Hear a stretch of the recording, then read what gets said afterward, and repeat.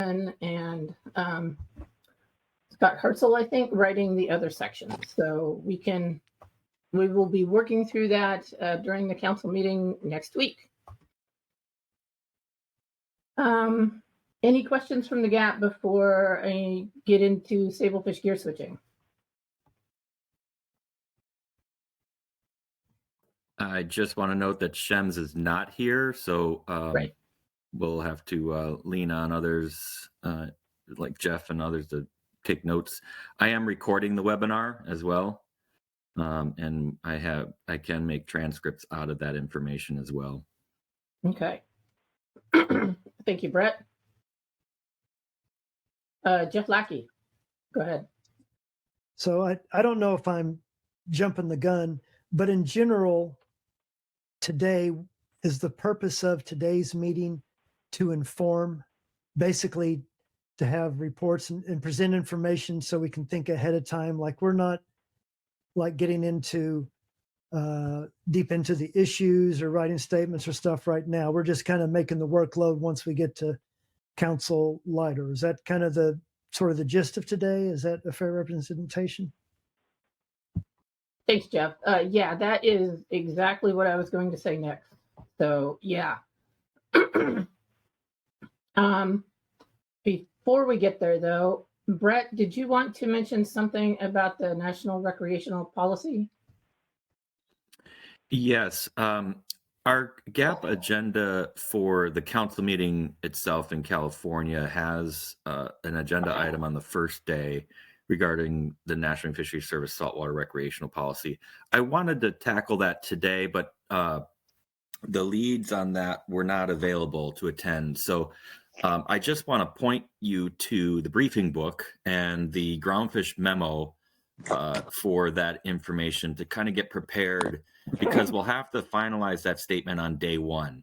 I will have Daniel Stute there in person at the meeting for this agenda item, but I want to just signal to those who are interested in this to kind of gear up and get into this, and also start thinking about drafting up a statement ahead of time, or at least framing something out with your ideas.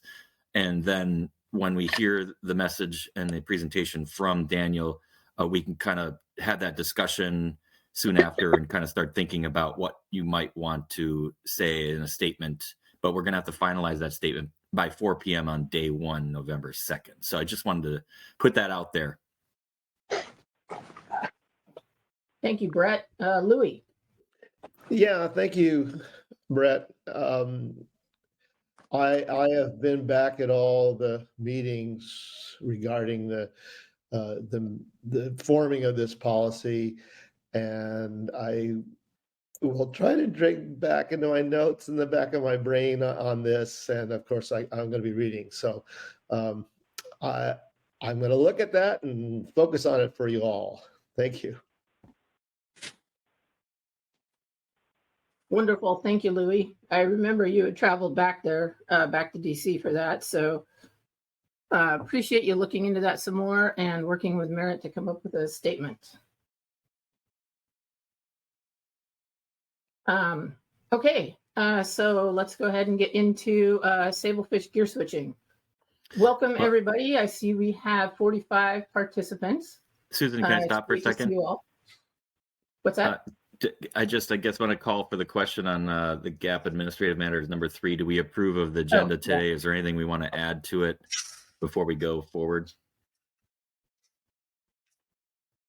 I'm good with it. Does anybody have any questions or want to change it? So moved. Okay, just doing my process. Yep. Thank you. I appreciate that. I totally skipped over that. Thank you. No worries. Okay, Sablefish gear switching. This has been a complex, complicated issue. Many of you are here today to get the overview and the reports from Jim and Jesse. Jim and Jesse have put together some great staff documents to help us get through this. It's been going on a long time. It's been controversial in the past. But now is the time to ask questions read through all the documentation, ask Jim and Jesse the questions that we need, that the GAP needs to write a good statement so the council can understand our process and our recommendations. I went over the statement writers.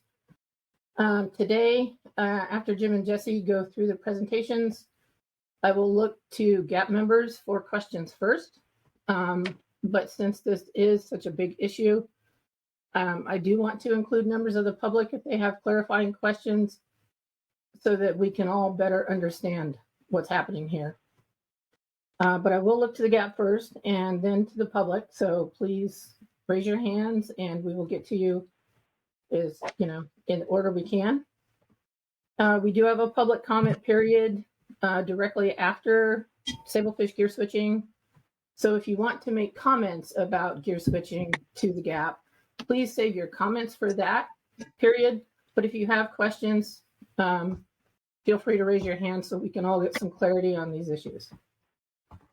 If that makes sense to everybody, I will turn it over to Jim and Jesse. Good morning, everyone. So you should be seeing the slide on your screen now. Is that correct? No. No. Okay, I'm going to try it again. Which one to do the rubbers on this one? Okay, how about now?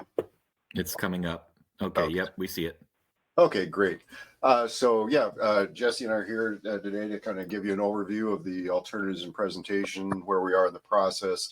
And then there's a really good NIMS report that I think you'll probably want to look at as well to inform your discussion. Let's see here. It's going. There we go. So you've got in your briefing book materials, you've got the some attachments, a range of alternatives. Then attachment 2 is kind of just meant to be kind of some thumbnails, give you a quick. Hello. Okay. Attachment 2 gives you kind of a quick overview of the alternatives. Attachment 3 is the analysis, and then you've got the NIMS report. And then so we're anticipating that you folks and the GMT will be providing reports to the council. Quick over the history. Concerns about gear switching have been discussed since prior to the CAT share review, which was completed in 2017. And we've been through a fairly lengthy process, which culminated with the finalization of a range of alternatives across the September 2021 and June 22 council meetings, which gets us to today. We've identified a number of actions for the council to consider.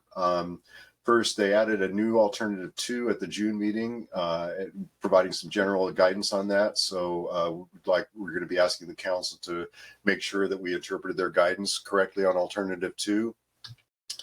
And then you may recall we talked a lot about an individual versus collective approach for doing the allocations. The council went with the individual approach, and we brought some analysis back to here just to confirm that it's working the way they expected, and that's the way they want to go. Then task 3 is to select a PPA. Task 4 is to eliminate options that are not viable. So if there's any place that can be done, that's just that much less material that folks need to look at next time, and it helps focus public comment and attention if we can narrow things down, not just the alternatives, but even the options within the alternatives. Yeah. And finally, there's an action just providing other guidance as needed. So that's kind of what we're laying out for the council as what's up here under this agenda item. For the presentation this morning, I'm going to go over our analysis of the problem. Then we'll do an overview of the alternatives, focusing in particular on that alternative 2 and the individual and collective rule. And then Jesse will be getting into some analysis of the impacts. Let me just stop and see if there's any questions about kind of what's on the table for the council in terms of their decisions, where we are in the process. And if not, then we'll go ahead and move into the presentation.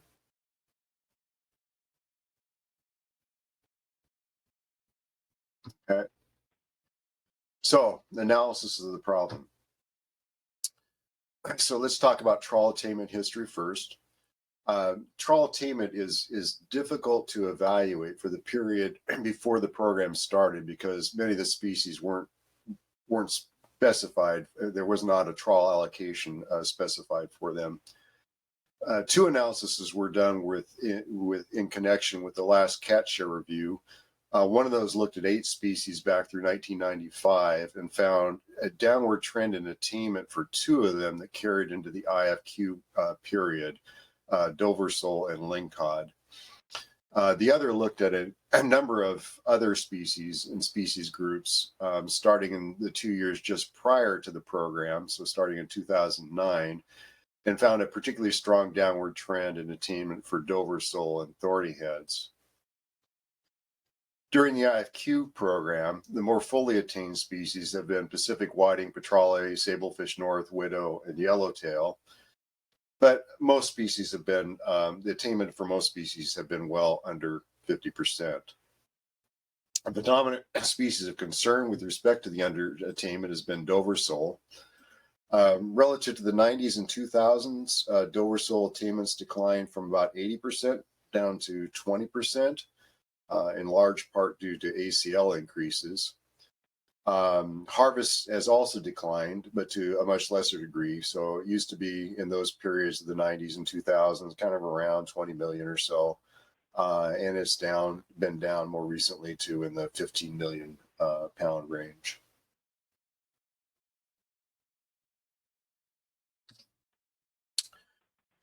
Let's see, in the analysis, we reviewed different potential causes for underattainment, and we've reported on these previously. So just in summary, we looked at whether fewer participating vessels might be causing it, and it doesn't look like that's a possibility. There's some indication that there could be some market limitations.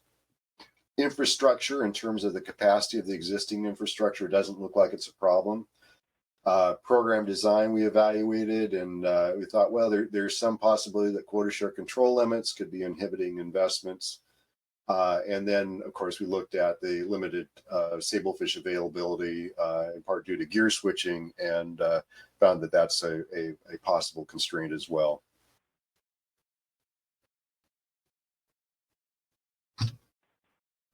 With respect to the history of the gear switching, first, we note that virtually all gear switching is targeting sablefish. As reflected in the graphic here, with you'll see years across the bottom and the percentage of trawl allocation that's used by gear switching up the side. Gear switchings run from a bit under 20% to a bit over 35% of the trawl allocation.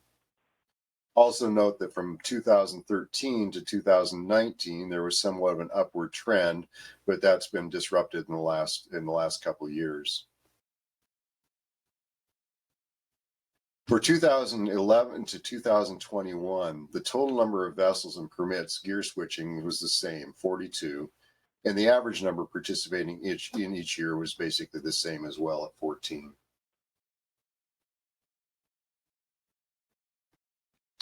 So let's talk about factors that might affect gear switching levels in the future. So we've looked at what's going on in the past, but the future could be different than the present. One thing that could cause a difference is just normal variation. Maybe we may not have seen sort of the full range of variation under current conditions. So you could see some escalation or even lower levels just based on normal changes.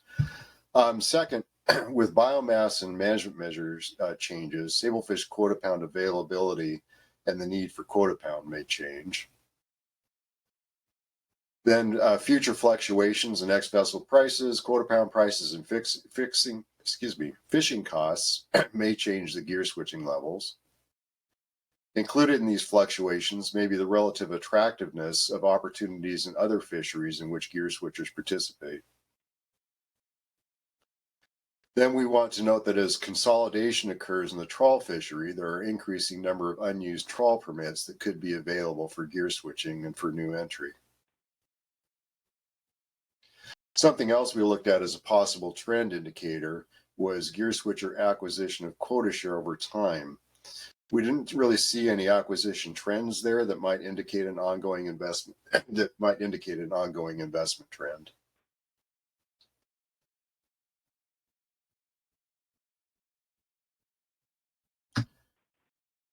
Okay, overview of the alternatives.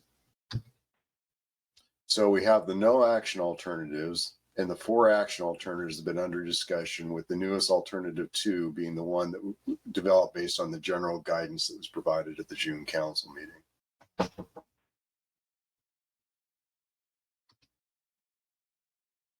Recall that for alternative 1, there would be a one-time conversion process in which all of the existing northern sablefish quota share would be designated as either any gear or trawl only quota share, with any gear quota share being like status quo.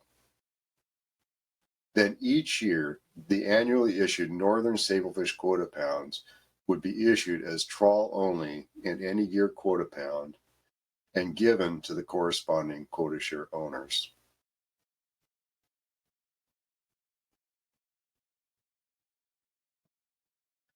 Next, we have the new alternative 2. Here, instead of 2 types of quota share, we just have all of the existing quota share remaining in quota share accounts. Each quota share account would have associated with it a trawl only to any gear quota share ratio. Each year, all of the existing northern sablefish quota pounds would be designated as either any gear or trawl only, and then it would be distributed among all the quota share accounts based on the ratios that are assigned to each account.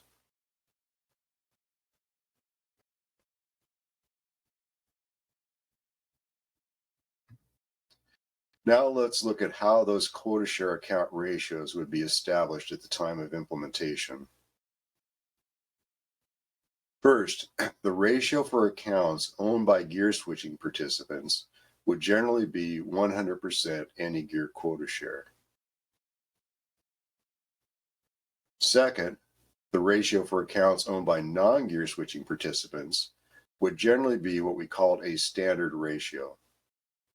For the purpose of this example, I'm using 17% any gear to 83% trawl only as the standard ratio. Finally, there would be blended accounts. The ratio of these accounts would be somewhere between the ratios for the other 2. So in this example, somewhere between just above 17% any gear to somewhere just below 100% any gear, with the remainder being trawl only.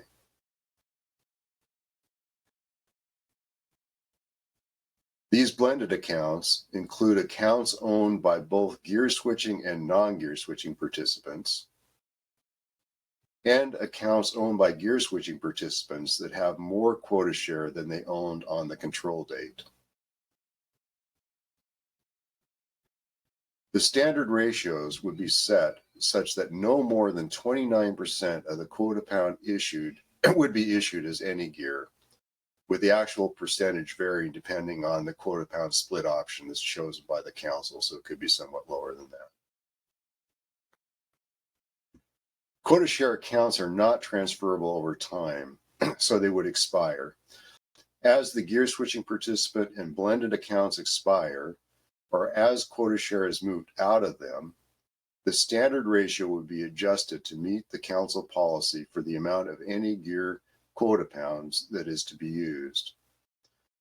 So over time, the only accounts left would be those for which the standard ratio is issued, and that ratio would match the quota share split option selected by the council, so 29% or something less than that. As a side note, any new accounts that are open would receive the standard ratio.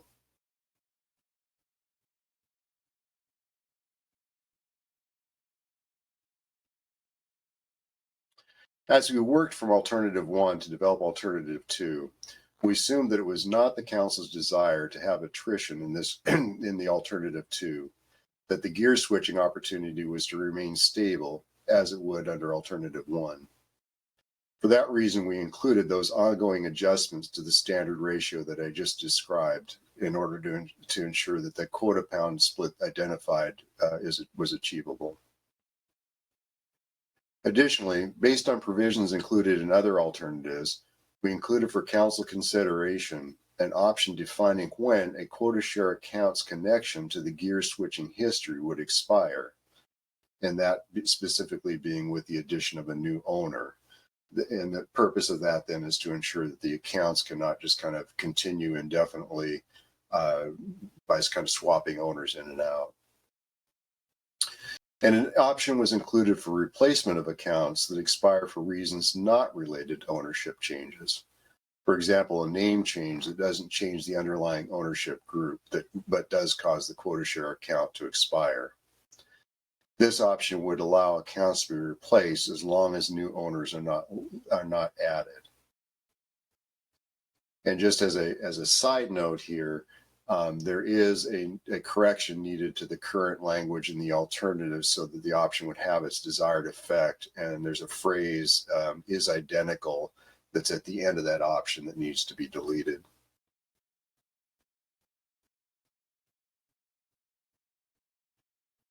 Okay, then under alternative 3 and 4, this was all under alternative 3 at the last council meeting. The council just split these into alternative 3 and 4. But under these alternatives, some permits will be endorsed for gear switching, and those will generally have a larger annual northern sablefish limits than for gear switching limits than for vessels fishing under permits that are not endorsed. The limits for the endorsed permits will be individualized to the gear switching history and possibly the quota share holdings related to each recipient. Vessels fishing under permits not endorsed for gear switching will all receive the same gear switching limit, generally smaller than for the endorsed permits. The difference between alternative 3 and 4 is that for alternative 3, the permit has to have the qualifying landing history, and for alternative 4, it's the vessel that is required to have the qualifying landing history. Otherwise, these alternatives are the same. A minor addition, we made a minor addition to the alternative, which we believe was in line with the council intent, just to be sure that it was clear that under no circumstances would an endorsement limit be set above the annual vessel quota pound limit. And you'll find that on page 25.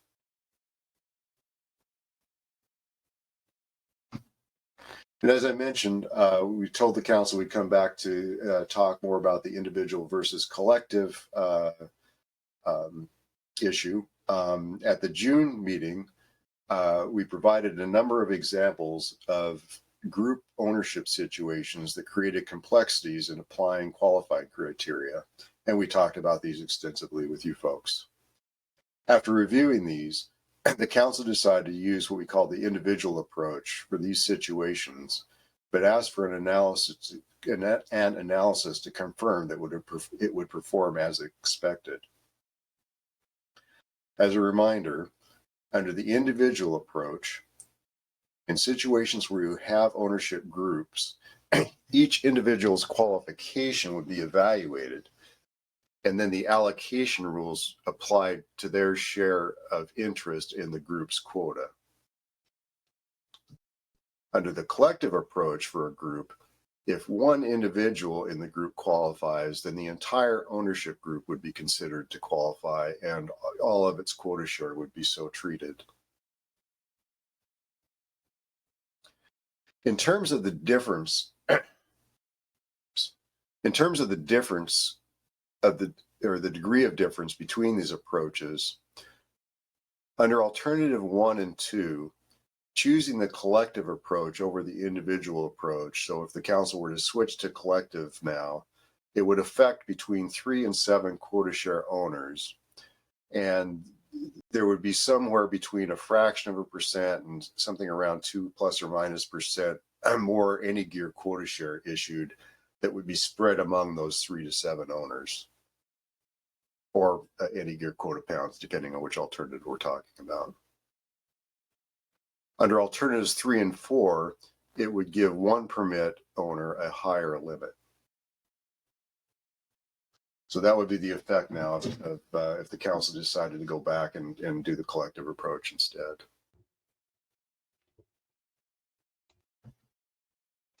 And now we're up to initial impacts of the analysis. Jesse, do you want to take, I can stop sharing. You want to take it over from here?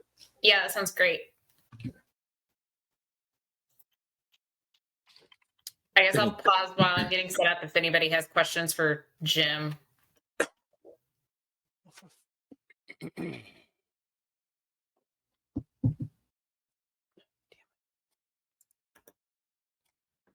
I see Lori had her hand up there, Susan. Yeah, thank you. I was having trouble getting back to my screen. Lori, go ahead. Hey, thanks. I think I put my hand down now.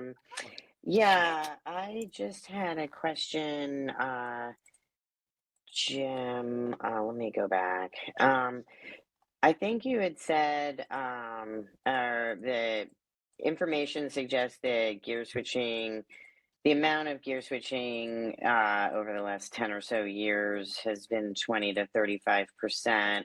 And the trend was generally upward, but the last 3 years it has come down, reduced quite a bit. Is there any information in the document to suggest, or any speculation or consideration of why that may be the case? Yeah, I think it's in the document. I think we're pretty clear. It's most likely related to COVID, and just, yeah. And so it was so from 2013 to 19, there was a general upward trend. The peak was in 2019, and then we saw the drops in 20 and 21. And we would theorize it's because of COVID. I haven't gone in and looked at all the prices and things to see if it might be something else. But, Okay. and I would note that looking at this year's data, it does look like things have kind of picked up back to where, at least as of the end of September or so, they looked like things were on track to be back in more of our normal pattern. Okay. All right. Thank you. Thank you, Lori. Let's see, we have Mike Okaneski followed by Jeff Lackey. Go ahead, Mike. Yeah, thank you, Susan.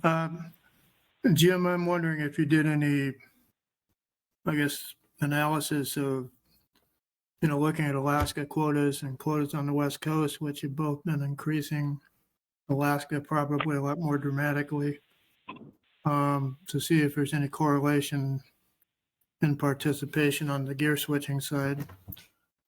I said correlation, but and the other one is looking at ex-vessel prices in the same manner. Yeah, we have not looked much at the ex-vessel prices. We have looked at cross-participation between West Coast and Alaska fisheries. Jesse can speak to that in more detail, but we were actually a little bit surprised how there wasn't nearly as much as that we expected. The other thing we looked at in Alaska fisheries was just with respect to the level of attainment up there, and noting that for their fixed gear fisheries, that their attainment up to several years ago was 90%. I think it's actually gone down since then, so that there is more under attainment in the fixed gear fisheries in Alaska than we're seeing down here. But with respect to an examination of prices, we haven't seen more. Yeah, I think 2021 was around 72%, if I remember right. And they got a bigger increases 2022, so I don't know how that's going to turn out. All right, thank you. Mike, Jeff Lackey, go ahead. Yes, I just want to make sure I understood the question that Lori asked and then the answer. I believe she asked about gear switching had gone down the past few years and why that may have been, and talked about theorized it could be because of COVID. And then you said at the end of September, things appear closer to the normal pattern. Are you saying that gear switching levels appear closer to the normal pattern? And what does that mean, normal pattern?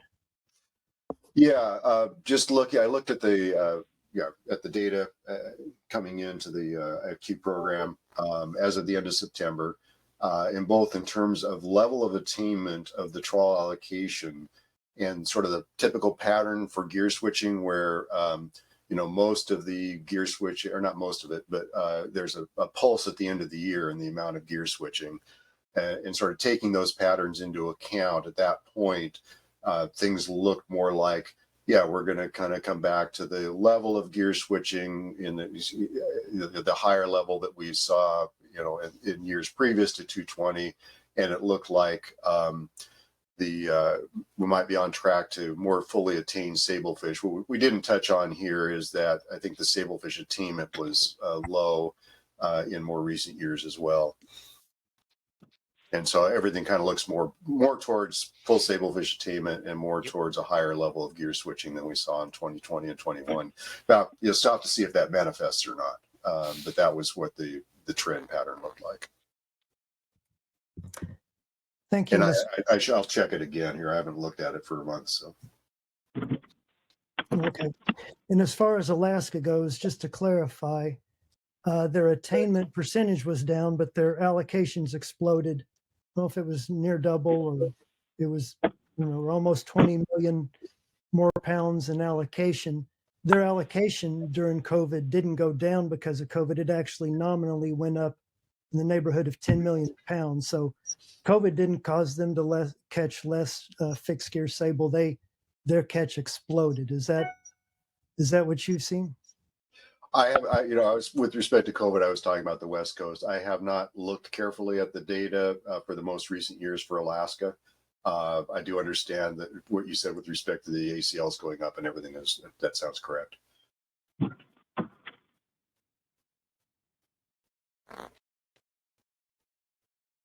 Thank you, Jeff. Did you have any other questions, Jeff, or no? Okay. No, thank you. Great. Thanks, Jeff. I do have a question for you, Jim. The last couple of years, due to COVID, the fixed gear, we extended the tier fishery through the end of the year. Mm-hmm. I was just kind of curious if that, if you'd looked at any of that and how it would affect gear switching, or if, gear switching happened at the end of the year, or, any kind of relationship there. I have not looked at that. I don't know if Jesse had, but that is kind of one of the reasons I kind of put the caveat about the patterns could be, the pattern of the pulse that we've seen in the later part of the year. We may still see that, but then there's also this opportunity now for those vessels to continue to fish later in the year. So I don't know how all that will play out, but Jesse might have more to add there. I have not looked at that specifically, but historically about half of gear switchers participate in the LE fixed gear fishery is what we've seen. And I know there's extensive amount of what happened with the tier extension and several GMT reports, but not the exact crossover. I haven't looked at that, no. Okay, great. Thanks, guys. And if I recall that there is no season extension this year, but that will be in the specs for next year for the tier fishery. Is that correct? Yes. Okay. That's what I thought. Okay. Any other questions for Jim before we move on to Jesse? I'm not seeing any Jesse, so thank you, Jim. And Jesse, let's hear what you have. Okay. So I'm going to talk a little bit of our initial analysis of the impacts. Hey, Jesse. Oh, okay. Yes, Mike. Sorry, before we get there, we do have one question from Mike O. Mike, go ahead. Yeah, Jim, sorry, I should have asked this the first time, but what about the LE and open access? Is there any drop off or increase in fishing there over what the norms are, I guess, as far as I don't know. I haven't focused in on that. Jesse, do you have anything on that? In terms of participation in those sectors, no, but I'm guessing that the GMT reports typically cover those for in season. And so I know there's a few GMT members online that could probably drop a most recent report on the trends in those fisheries in the chat box, is my guess. If I can call on a favor over the GMT. Yeah, Jesse, I can dig into some past reports. This is Whitney. I think we may have also touched on that in the analysis to support the primary season extension as well too. So I can dig back into that and see if I find something.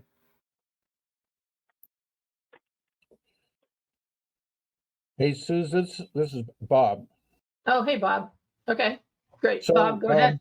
On those two areas that Mike O just asked about, I don't know what the actual landings is, but if you remember, the council and the GAP recommended increased bi-monthlies in both those areas, and I think that was because they were trending lower, and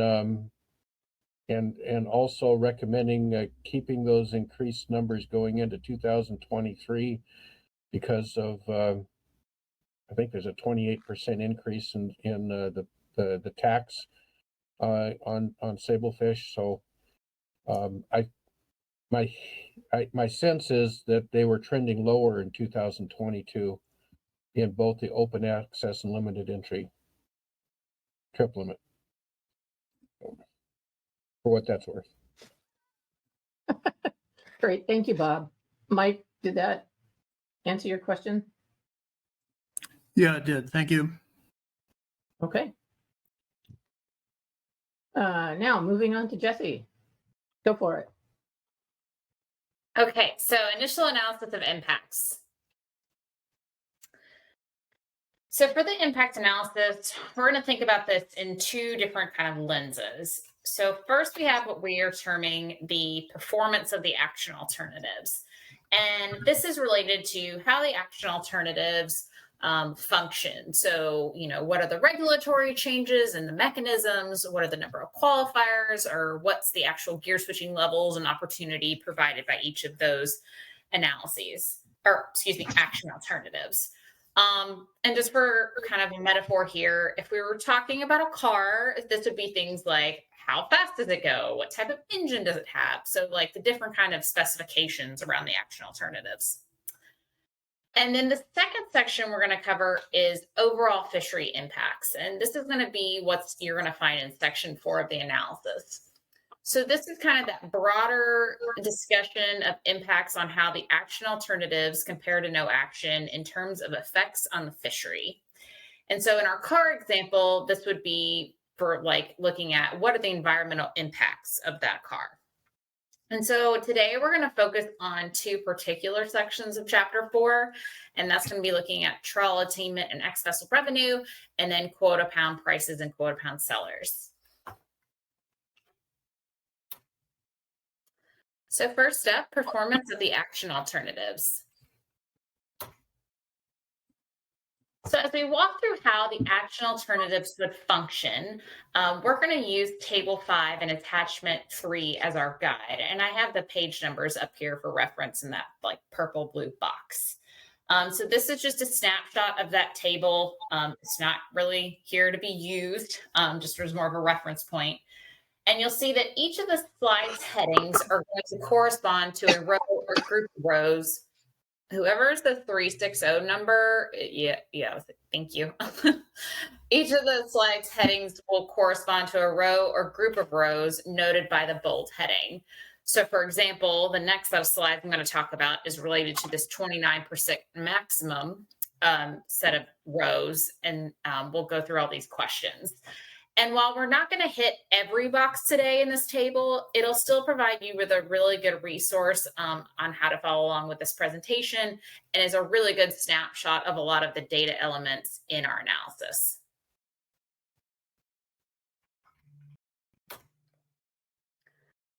So central to the design of the action alternatives is the 29% maximum gear switching level set by the council. And there's 3 questions related to this performance mechanism. So first of all, at the highest level, is the maximum of 29% attainable under our action alternatives? For alternatives 1 and 2, yes, this is possible. Each of one of them allows for a maximum of 29% attainment, with an option for a smaller percentage under the quota pound split option 2. For alternatives 3 and 4, it's a bit of a maybe, and it ultimately is going to depend on the options for the endorsement limits and the qualification options selected. But while the maximum may be attainable, there's the question of, is it likely? For alternatives 1 and 2, the biggest factor here is going to be how challenging it is to sweep up quota pounds. So in alternative 1, entities can purchase quota share and secure that access to any year quota share. But alternative 2, the any year quota pounds are also going to be spread throughout the remainder of the quota share accounts. For alternatives 3 and 4, it's reasonably likely that vessels would attain the endorsement limits assigned to the permits. But again, how that relates to the 29% maximum is going to depend on the endorsement limit option chosen. And then finally, is there a phase out of gear switching, which would result in an ultimate 0% stablefish gear switching?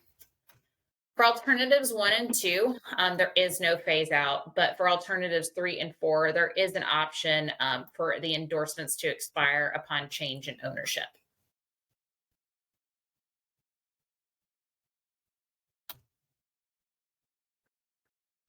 So after the history-based opportunities are issued, each alternative differs in how those opportunities exist over time.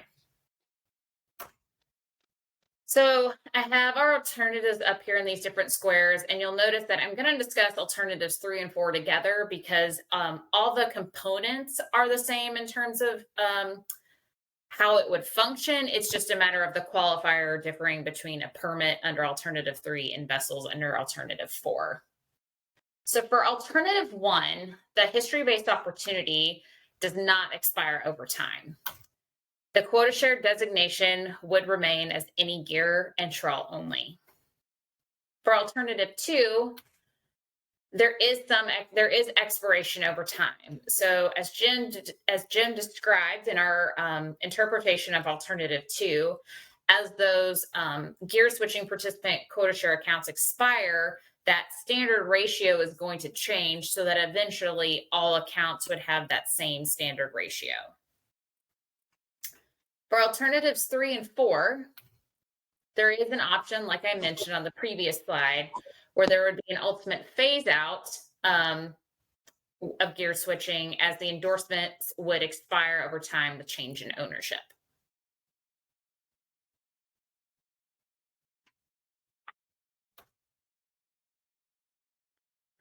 So how do our qualifiers receive gear switching opportunity?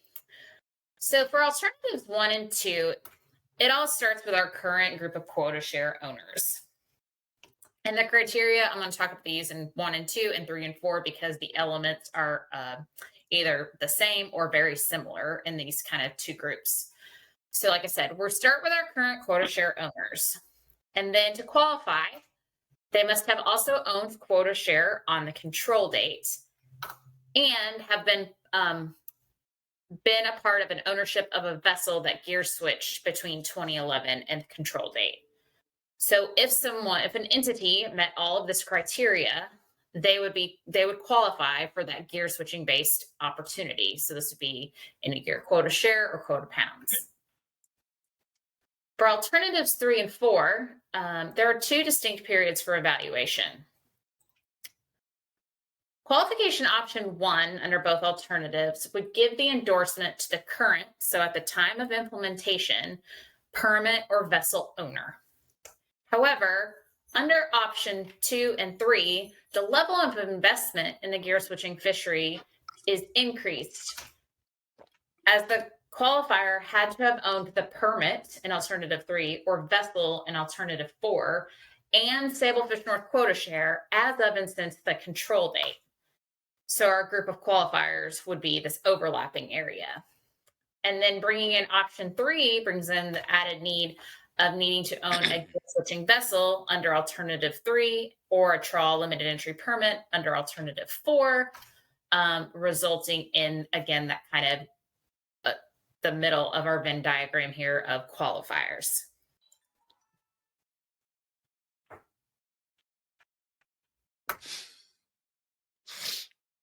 So after determining those qualifiers, what are our overall results?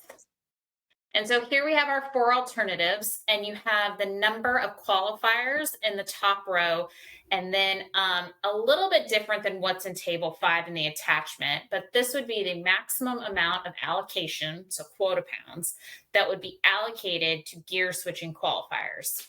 So in other words, for alternative 1, 9 to 24 quota share accounts, depending on the option chosen, would be or associated with gear switching participants. They would have anywhere between 8.7 and 17.4% of the allocation allocated to them as any gear quota pounds, including AMP, that would come off of their any gear quota share. And I'll note that these results are based off of 2021 ownership information and quota share holdings. And so all the numbers here and in the document could change by implementation. So now we're going to take a slight detour from table 5 and actually go through each of the alternatives a little bit more in depth so you understand how these values were determined. And that's going to play into later how the fishery is impacted.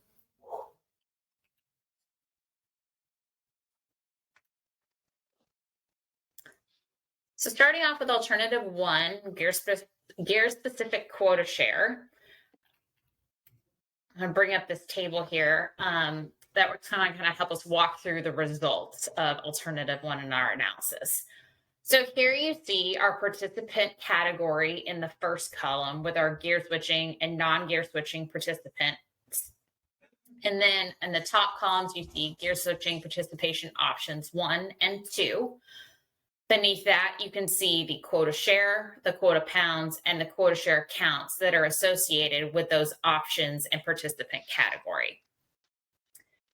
Starting off with our gear switching participants, and I'm going to do this because the results of that choice, whether you pick 1 or 2 of the gear switching participant option, drives all of the other results because these amounts don't vary depending on your quota pound split option or any of the other choices. And I'll note that I'm going to work through quota pound split option 1, which is 71% trawl only, 29% any gear in terms of the allocation, as an example. So under that quota pound split option, gear switching participants under gear switching participation option 1, which required, it would result in 15.8% of the quota, any gear quota share, and which would equate to 17.6% of the quota pounds would be issued as any gear to those participants. While under option 2, it would be cut into about half with 7.8 and 7.8% quota share and 8.7% quota pounds being issued as any gear to those participants. Now, our non-gear switching participants are going to be affected by 3 main things. The amount owned by gear switching participants, which you have here in your table, the quota pound split option chosen, and then as they would receive the remainder of whatever that split option for the any gear amount outside of what gear switching participants own. And then finally, the non-gear switching participation option, which you can see here also on your screen. So for non-gear switching participation option 1 or 2, you can see here we have the amount of any gear quota share and quota pounds that would be issued to non-gear switchers as part of alternative 1. And for option 1, which just would require ownership of quota share on the control date, you would see between 100 and 113 quota share accounts where this quota share would be spread across. However, with participation option 2, which would require some bottom trawl landings prior to the implementation date in the 2 years prior, fewer individuals qualify under this. So about half the number of quota share accounts. And what this does is it actually results in a higher percentage of any gear quota share being given to those accounts versus the accounts under option 1. And you can see that spread in the second table I brought up. So for example, those 100 accounts under non-gear switching participation option 1 would receive about 17% of their quota share as any gear, 83% is trawl only. If you picked option 2, we only have 44 accounts. So that percentage can increase to 35% any gear and 65% trawl only. And I know this is a lot of numbers and there is many iterations. And so I'd point you to section A-2.1.3 for summary tables about how the quota share and quota pounds are distributed across all these different combinations of options. And if you have any questions on these, if we don't get them to today, I'm happy to answer them at any time. Moving on to alternative 2, our gear specific quota pound alternative. So as I mentioned before, the gear switching participation criteria is the exact same as alternative 1. And so the difference in terms of the distribution of quota pounds, of any gear quota pounds in particular, is going to come in how the quota share amounts owned in excess of the control date or those owned by non-gear switchers is affected. And so here we have on the screen the 2 different participation options, and then our gear switching participants and our non-gear switching participants. And so under alternative 1, for example, gear switching qualifiers under option 1, anything they own in excess of the control date would be issued as trawl only. But under alternative 2, they would receive that standard ratio that Jim discussed a few slides ago. So what this means is that you can see that under option 1, 17.3% of the any gear quota pounds would be issued to gear switching participants, and 11.7 would be issued to non-gear switching participants. And then you have our gear switching option 2 here listed as well.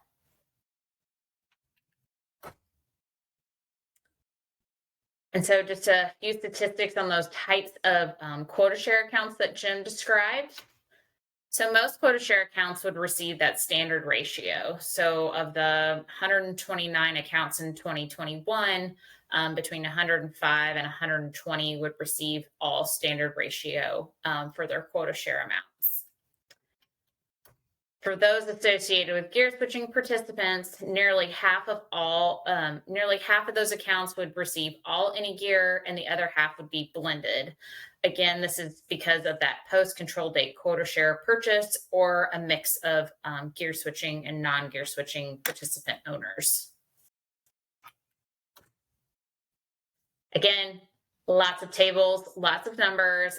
Section A-3.1 has all the summary tables. And I should have noted at the beginning that the appendices actually have a deeper dive into the qualification history for all 4 alternatives, if you're interested in that. So alternative 3 are permit-based qualifier. So here we have our endorsement limit options in the first column here, 1, 2, and 3, and then our qualification options across the top. And then you can see the number of permits that would qualify under each option in that kind of second row. And then the numbers in the grid represent the total percentage of the trawl allocation that could be gear switched, which is the sum of the endorsement limits under that combination. So a couple of things I wanted to point out here is you'll notice that there's the same results for qualification option 1 and 2. So the second and third column in the table. And this is because our qualifying permit owners all owned quota share as of and since the control date. So there's no difference between these 2 qualification options across any of the endorsement limit options. As Jim mentioned, 1 permits limit is impacted by the decision between the individual and collective approach, which would affect these total endorsement limits you see here on the screen. And then there's several other elements in alternative 3 and 4, but one I did want to highlight is the non-endorsed permit limit, which would be 10,000 pounds or a to be determined percentage. Based on historical evidence, it's likely that few vessels would probably utilize that limit.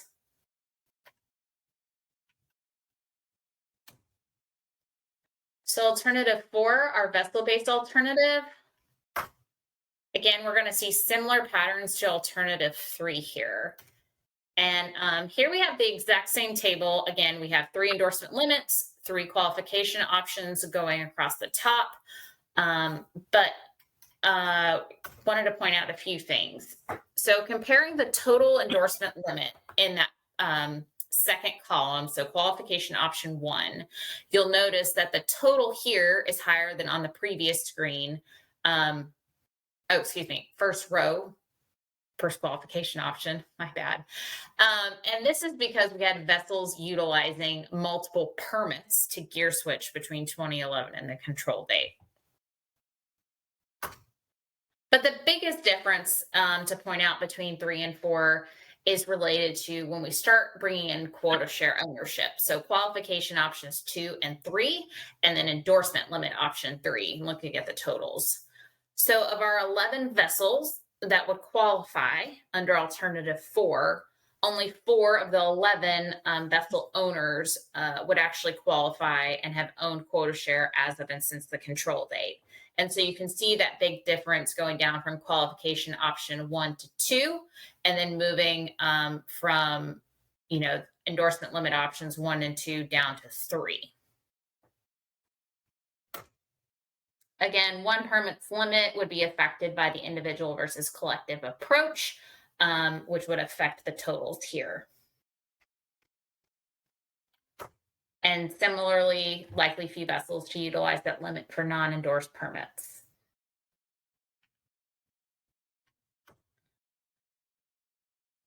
So now that we've issued these history-based opportunities, we've discussed how they would be issued at implementation, whether it's any year quota share, quota pounds, or endorsement limits. What then happens over time? So National Standard 4 and MSA Section 303A require consideration of accumulation of excessive shares. And while there are no new limits proposed for quota share, the annual vessel limit, or permit ownership, we do see some substantial variation across the alternatives in terms of how much history-based opportunity, so that gear switching opportunity, an individual could achieve. And so on the table on the screen, you can see the alternatives in the first column, and the second column is the maximum achievable individual share of gear switching opportunity. So for example, alternative 1, it would be 11.5 to 12.8% of the any gear quota pounds, which would relate to 3% of the any gear quota share.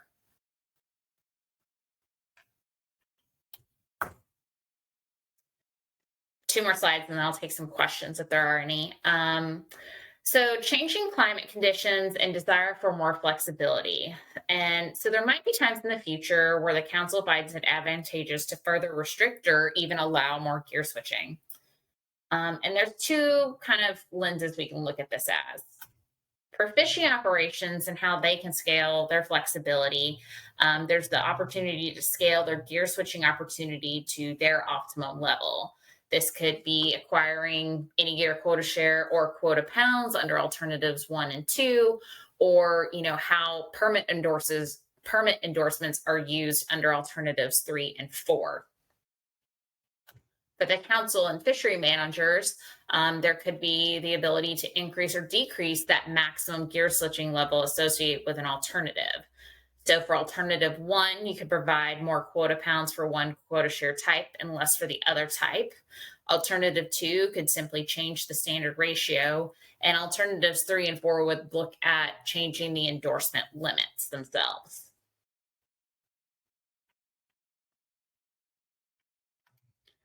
And then the last part of table 5 I wanted to note really quickly is that all the alternatives would need, as they're currently structured, would need some type of data system modification.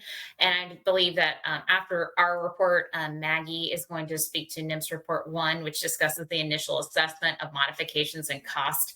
So I'm going to leave that in her hands for later. But before I go Before I go into the next section, I'm going to pause there because I know that was a lot of numbers and a lot of detail, and it's easy to kind of get lost in the weeds. So if there are any questions, I can answer.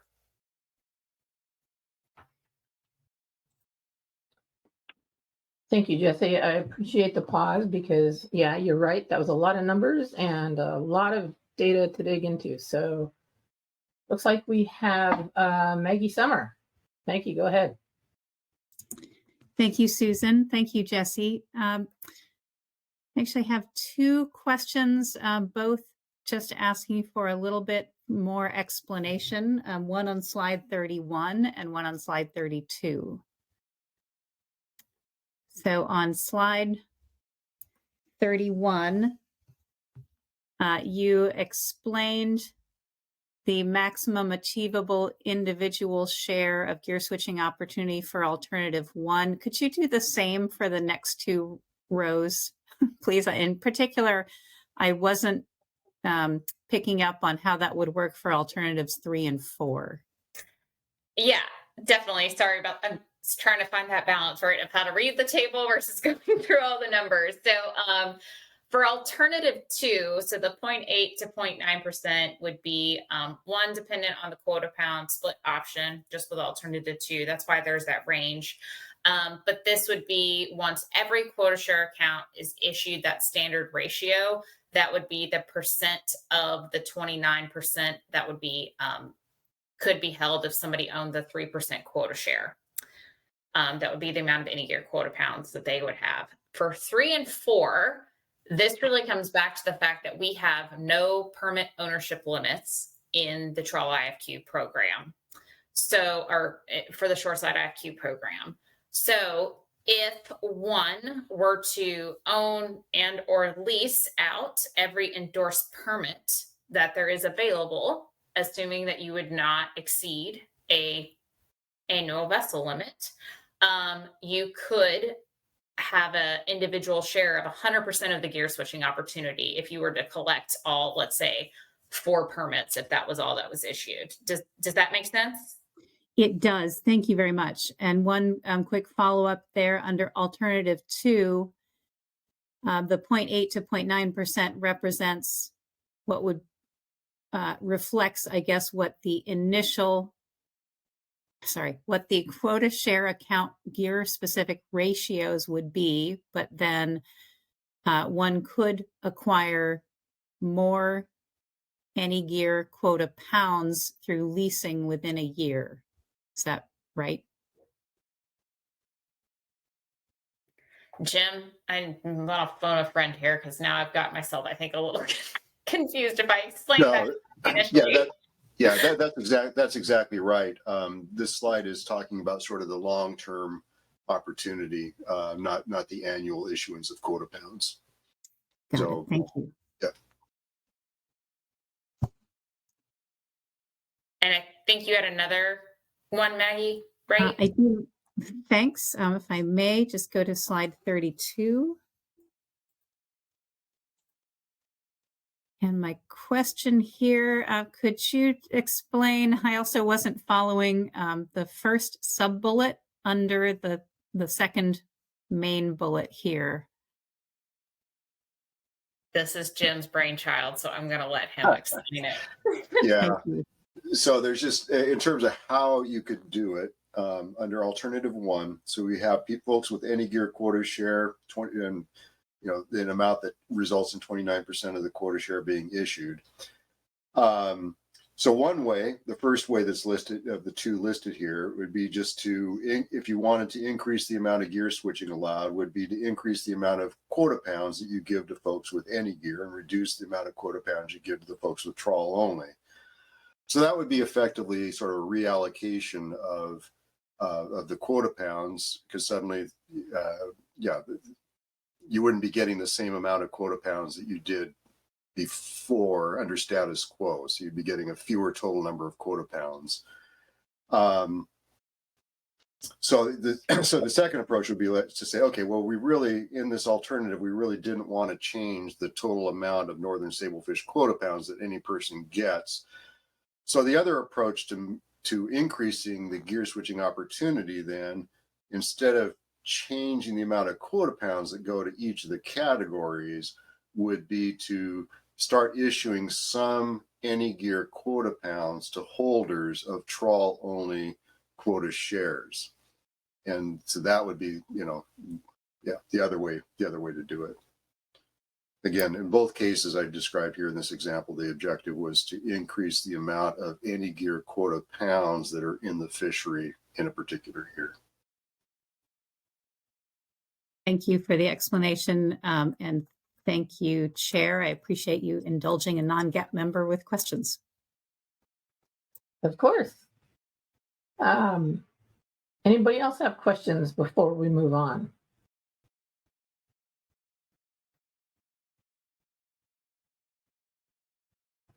Jesse, I'm not seeing any, so do you want to continue? Okay, so moving on to overall fishery impacts. Again, this is covered in section 4. And our approach to this section was to compare the action alternatives to no action. And while a considerable amount can be done on our analysis, there are some areas that are challenging and will continue to be challenging as we move forward. And those are outlined in section 4.1.1. Looking at our approach, we took this idea of looking at analytical scenarios. So the question of, is gear switching constraining or not constraining? What the potential trawl response to gear switching limits would be if there were additional sablefish made available. And these are primarily considered when we're looking at short-term impacts. Now, we also discussed some long-term impacts throughout this chapter. A lot of that is going to be more on the qualitative side rather than the quantitative side, but there is discussion in there. You'll also note that some sections will have a little bolded text at the end that said they are to be completed after the November meeting.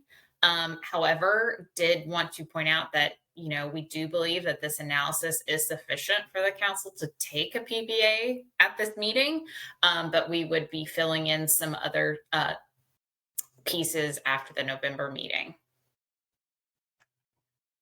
So first up, I'm going to look at section 4.4, which looks at overall trawl fishery harvest, ex-vessel revenue, and attainment. And so there are 3 general scenarios we looked at. One is gear switching is constraining and trawlers do not change their species mix. 2, gear switching is not constraining and trawlers change their species mix.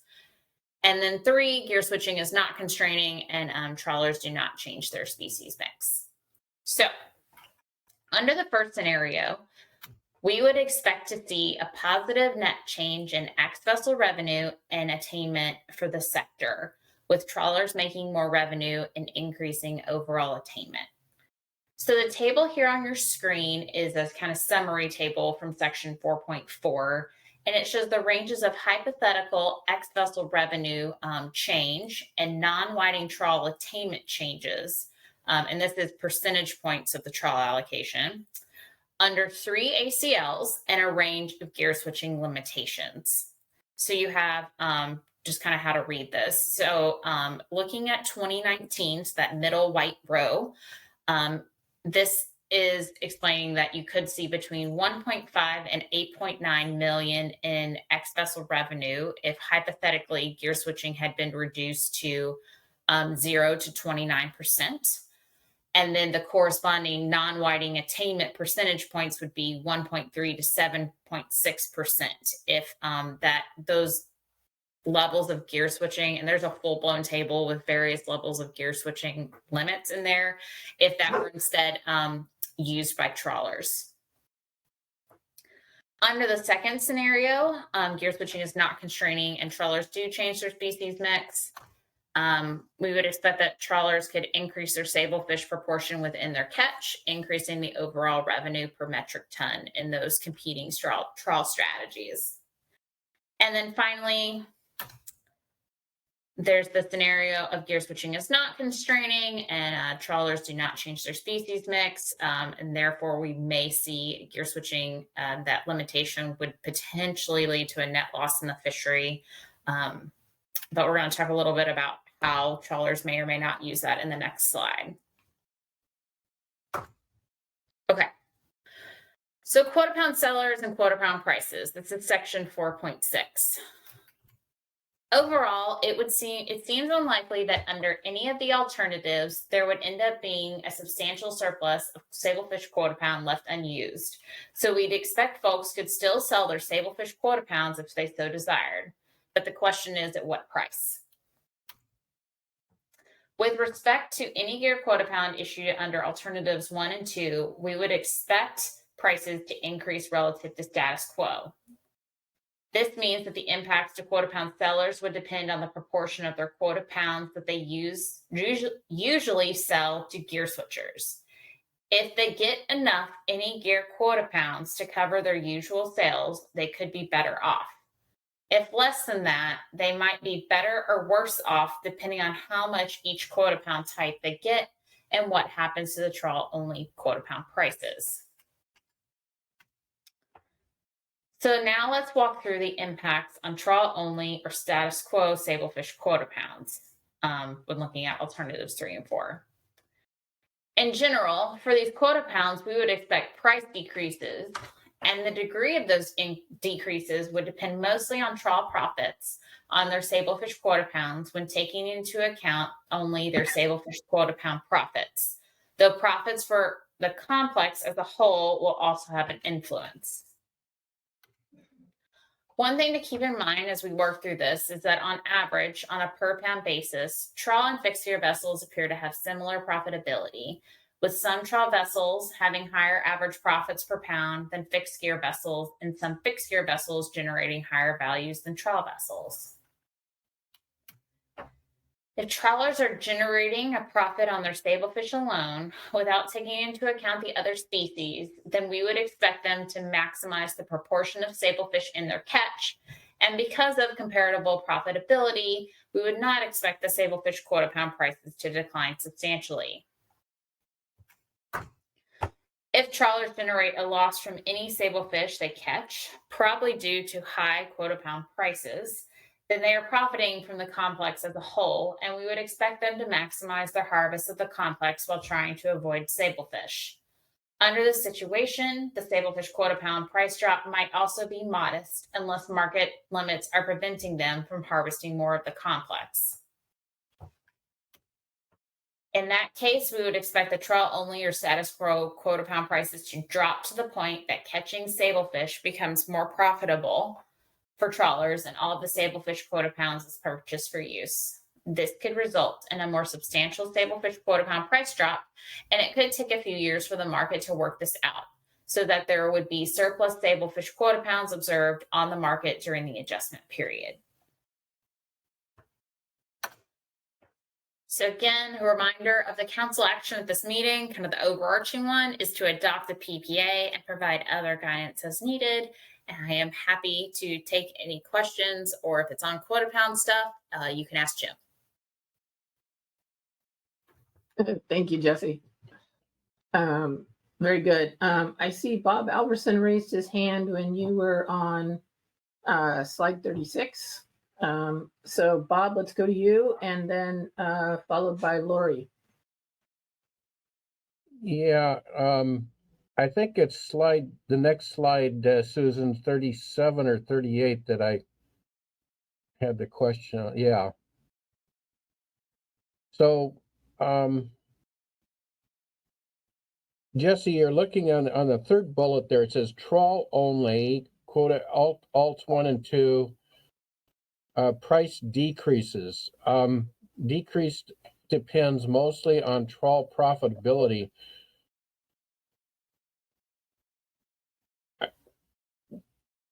Are you suggesting that the price of sablefish is driven by the profitability of a vessel, whether it's trawl or otherwise?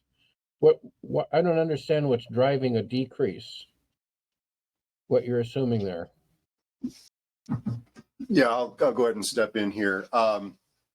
So first, we're talking about under alternatives 1 and 2, the trawl only quota pound, and then what's essentially status quo quota pounds under alternatives 3 and 4.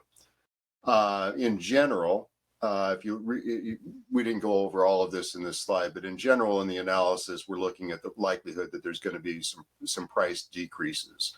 For the trawl only quota pounds, the price for alternatives 1 and 2, the price decrease is probably because all of the fixed gear vessels won't be bidding on those quota pounds, obviously, and so you have a smaller demand. So we expect that to go down.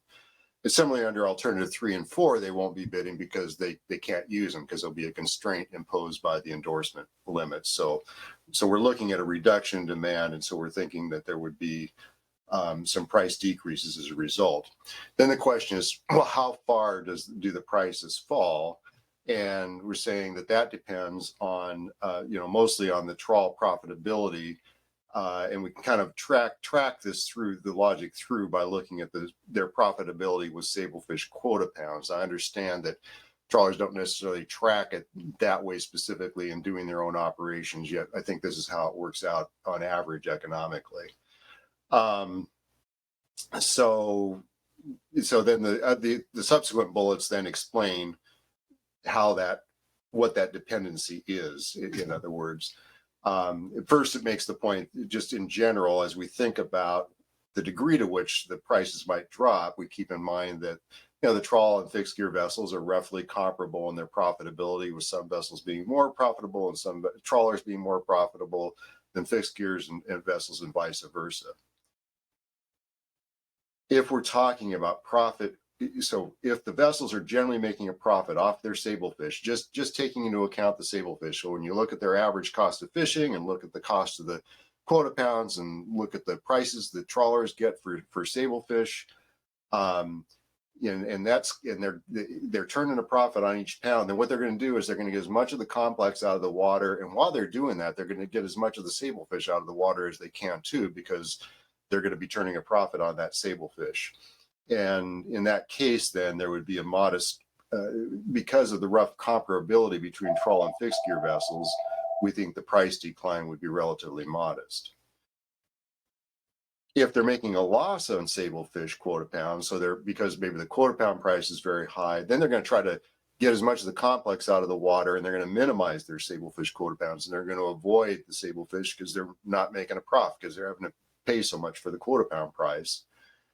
And then what happens depends on the market limit. So if they minimize their sablefish and they still use it all because they can land as much Dover as they need to and use up all the sablefish while they're avoiding it as much as possible, then we're probably not, the trawl demand for sablefish is going to be pretty good, and we're not going to see that much of a price drop in the sablefish quota pounds. But if they can't maximize their trawl complexes, if they have to cut back because of the processor limits and stuff, then there's going to be a surplus of quota pounds because they're not making a profit on that sablefish quota pounds. However, what would then happen is the price of those quota pounds would drop until it got so low enough that they were turning a profit that would provide the incentive for them to say, okay, you know what? There's sablefish quota pounds on the market now. They're cheap enough that if I increase my ratio of sablefish in the fishery, then I'm going to be able to get more profit by bringing some sablefish in. So I don't know. I'm just kind of repeating what was said before, but maybe that helps step it through a little bit again. I don't know. Yeah. So Jim, your first explanation that under alternatives 1 and 2 that there's less demand because there's less availability to gear switch would drive the lease right down. The trouble I'm having with this is sablefish is significantly driven by size. Price is driven by size, and the trawl size tends to be a lower size. So I don't know if the price of fish is going to fluctuate, but I do track with what you're saying in terms of a lower overall price because there'll be less fixed gear deliveries of this trawl fish. Yeah, you make a good point too. If the prices for the sablefish itself are a little lower, I don't know how that works out actually. Yeah, I don't either. So yeah. Okay, thank you, Sue and Jim. Thank you, Bob. Lori, you're up next, followed by Jeff Lackey. Thank you. And thanks, Jesse. I was just wondering if you could help me understand the scenarios under the short-term impacts. And yeah, and I'm looking at the document and I think I understand the first one, but I'm wondering if you can confirm and then maybe walk me through the second and the third one. And in the document, I'm just looking at the first sentence in each of the sections. And so for the first one, gear switching is constraining trawlers and trawlers do not change their species mix. And it says if gear switching is limited by an action alternative and trawlers are able to increase their harvest of trawl complex but do not change the mix of species in their catch. So that means in the analysis, you're just sort of proportionately applying the same mix of species that's been observed, you know, to whatever the predicted harvest is under the alternative, as if they're catching the same proportion of, you know, Dover sole, sablefish, and all the other species. Yeah, so it's all the non-sablefish to sablefish. Non-sablefish to sablefish. Okay, so you and the species are considered individually? Yeah, or is so it?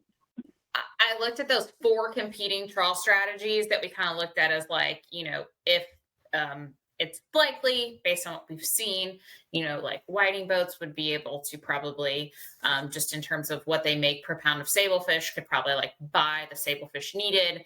But there's a whole section on that in farther up on the top of the document, and I don't have it off the top of my head right now. But you know, things like DTS, mixed shelf, mixed slope, flatfish are going to be more competitive in terms of meeting sablefish access. So looking across those 4 strategies, saying, okay, you know, in our 3 years, you know, what proportion of sablefish did they use? And so assuming, you know, X amount of sablefish was freed up and is distributed to those 4 strategies, what was their ratios of non-sablefish to sablefish that they could hypothetically take? And then that's kind of the addition. Does that track with what you were thinking? Yeah, I think so. So then the second one, gear switching is not constraining trawlers and trawlers do not change their species mix. So this is the same as the first one, except, I mean, this is regarding an action alternative that would be implemented, but it would not constrain trawlers. I'm not sure I'm following. No, so this is kind of applicable to any of these gear switching like any of these action alternatives, depending on what you're using as your baseline. And they're all technically could restrict gear switching from being, you know, unlimited to a maximum of 29% or even less. And so this scenario we're looking at is like, there is a question, and that I know various people have opinions on whether gear switching is constraining or not. So we're trying to find that, looking through all the different possible scenarios there. And under this one, we're saying, okay, hypothetically, if gear switching is actually not constraining trawl attainment, and trawlers, instead of, you know, doing what we just talked about, you know, they're using it and taking more of like DTS or whatever, they instead are just like absorbing that sablefish and not catching necessarily a lot more of these other species. What is the impact of that? And that is really just like they're taking in the sablefish, and so they're increasing their overall revenue per metric ton under the scenario. I don't know, Jim, do you have anything else to add there? Did I cover that, you think? Yeah, I mean, basically it's under that one, it's simply the hypothesis is that the market is constraining, that processor limits or something are constraining. And so you free up more sablefish for the trawlers. They can't increase their complex, so they just increase the proportion of sablefish in their catch. Okay. And then can you just kind of walk through the third one? Gear switching is not constraining the trawlers in this scenario, and the trawlers do not change their species mix. Yeah, so this one is again, it's that the hypothesis, gear switching is not constraining, but we do limit it, which potentially may, free up, or there would be potentially more that could not be gear switched. And then trawlers do not change their species mix. And so here we're looking at this would really occur, and this is a lot of what I talked about in that quota pound slide and what Jim was talking about to Bob. So this could be caused by an inability of a trawler to like maybe make profit off their sablefish catch. And is kind of this short-term phenomenon most likely, because at either if this were to happen, we would likely expect, sablefish quota pound prices to drop enough so like trawlers could pick it up and make a profit. Or if there's some kind of technical constraint or a market constraint that, we might just see sablefish quota pounds go unused over a longer period. But again, these are just the different types of scenarios and kind of factors considering looking, this could be across any of the alternatives. It's just the degree to which it would happen is the, what we'd need to look at. Yeah. Okay, and sorry, final question on these. God, I just lost my page in the document. Final question. Why, oh my God, I totally just lost the page. Why did you not look at the gear switching is constraining trawlers and trawlers do change their species mix scenario?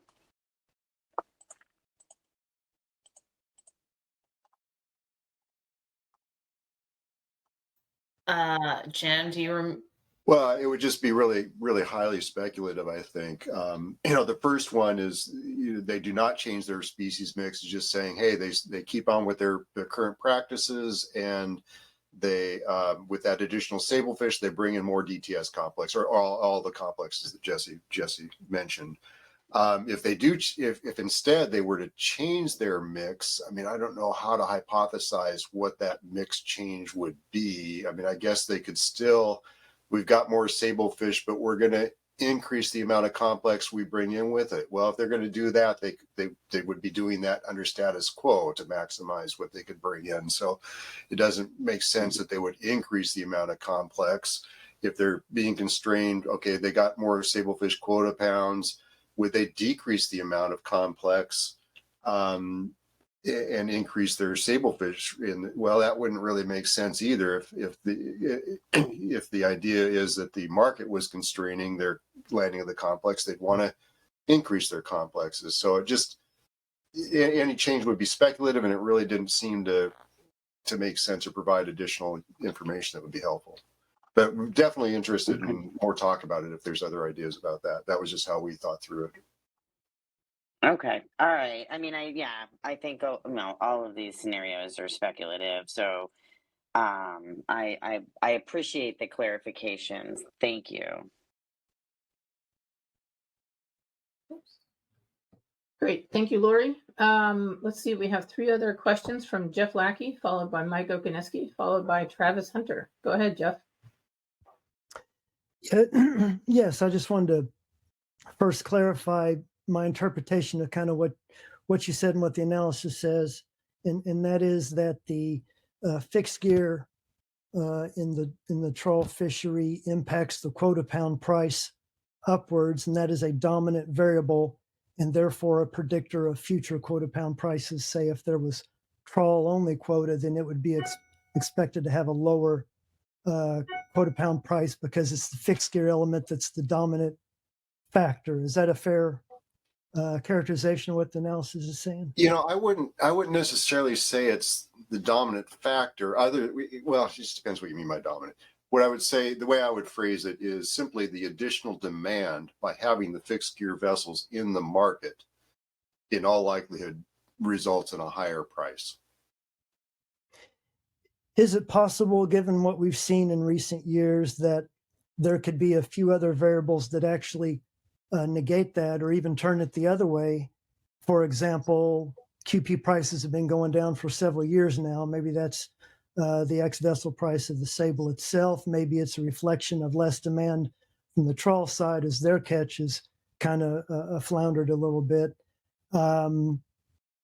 And so maybe the health of the groundfish fishery, if the groundfish fishery is helpful, maybe that or healthy, that could offset it. Or if you have under alternatives 1 or 2, you have a smaller pool of the trawl only, and the other, let's say the any gear is getting used, and then we have a high encounter rate in the whiting fishery in a particular year, then there's less of a pull for the whiting fishery to go into, and you could actually see, just as we did in 2022, price of sable quota pounds go from, well, zero some last year or 20 cents all the way up, shoot up to 70 cents overnight. And so that there's a lot, is it possible there's a lot more variables than just the fixed gear component that could drive QP prices in the future, and therefore really be difficult to predict? Absolutely. So that these conclusions are all sort of the economist's favorite, all other things being equal. So holding all those other variables you just named unchanged because we can't predict them all, and considering just the effect of sort of the action alone, that's what the conclusion is based on. And some of the factors that you just named are what we kind of tried to call out in the section that covers the what we might expect from gear factors that might affect gear switching in the future. There's section 3.4, and we talked about the, those kinds of change, exactly the kinds of changes you're talking about that could influence things in different directions. Thanks.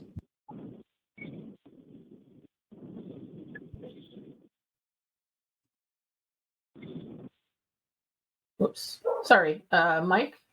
Thank you, Jeff. Thank you, Jim. Mike O, followed by Travis. Yeah, I don't know if I should get into this, but when we're talking about supply chain and markets, which is downstream from all this, has there been any consideration for what these variable fluctuations and constraints, what that might impose on the market or supply chain confidence of participation in the buying and selling of this product?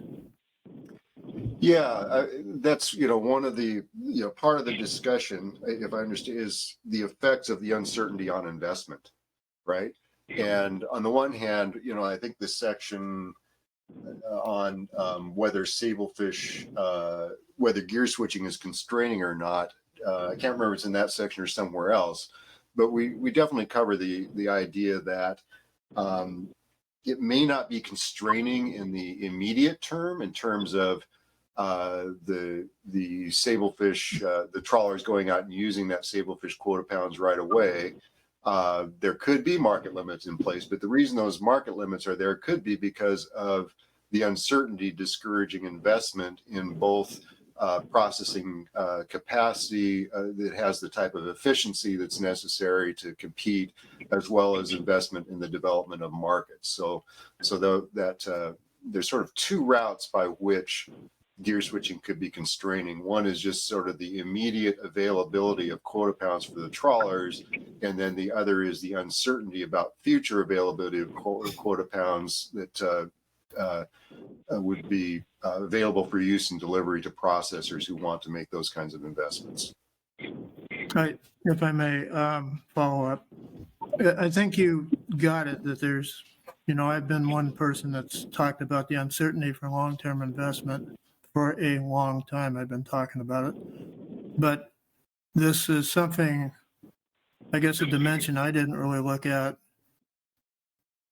I don't think, but the ability just to maintain customer confidence that you're going to produce the product on a,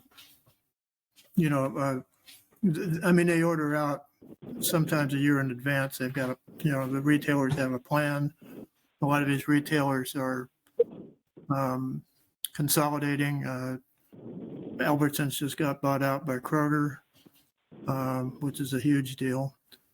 And things like that they demand that your consistency of supply is not interrupted, and no surprises, in other words. So that side of it, I think you covered it though, Jim, and you said that there were two levels of this, and I think maybe you got it covered there. So but it is a consideration for sure on the marketing side or sales side of it, as well as the marketing side. Thank you. Great. Thank you, Mike. Travis lowered his hand, but Jeff, do you have another question? No, sorry. Let me lower my hand. Oh, no worries. Travis, did you still have a question or? Well, yeah, I mean, and I raised my hand when Lori had asked her the last question on the as to why the gear switching is constraining and trawlers do change wasn't analyzed, and Jim had mentioned that it was kind of speculative. I mean, I agree with Lori. I think all of this is, and I think that's kind of the point to all this is to, it's almost to where where the analysis is pointing to, well, it's not constraining. It's not constraining for who? I mean, you can look at I think within the trawl sector, it's like squeezing a balloon, where some may benefit because of this. I think that the traditional non-whiting groundfish trawlers, it is constraining. It might not be constraining to the entire group of people who fish trawl quota, but for those that catch it with trawl groundfish, it certainly is. And I don't know how those that, to analyze those that do change species mix is any more speculative than any of the other three. So it was more of a comment than a question.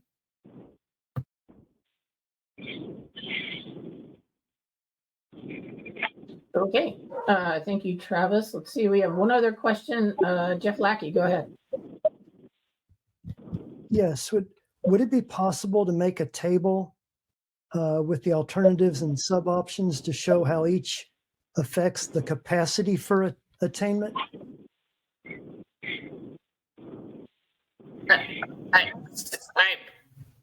The capacity for attainment. I guess I'm not. Are you talking about like trawl sector overall? Yes, like you look at what's up on the screen now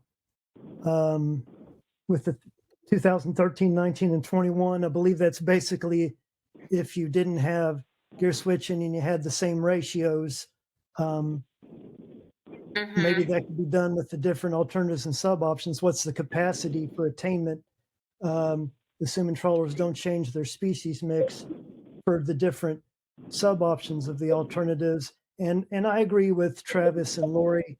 I think that fourth scenario is probably, if I'm understanding the third scenario, the fourth scenario Lori suggested is less speculative than that third one,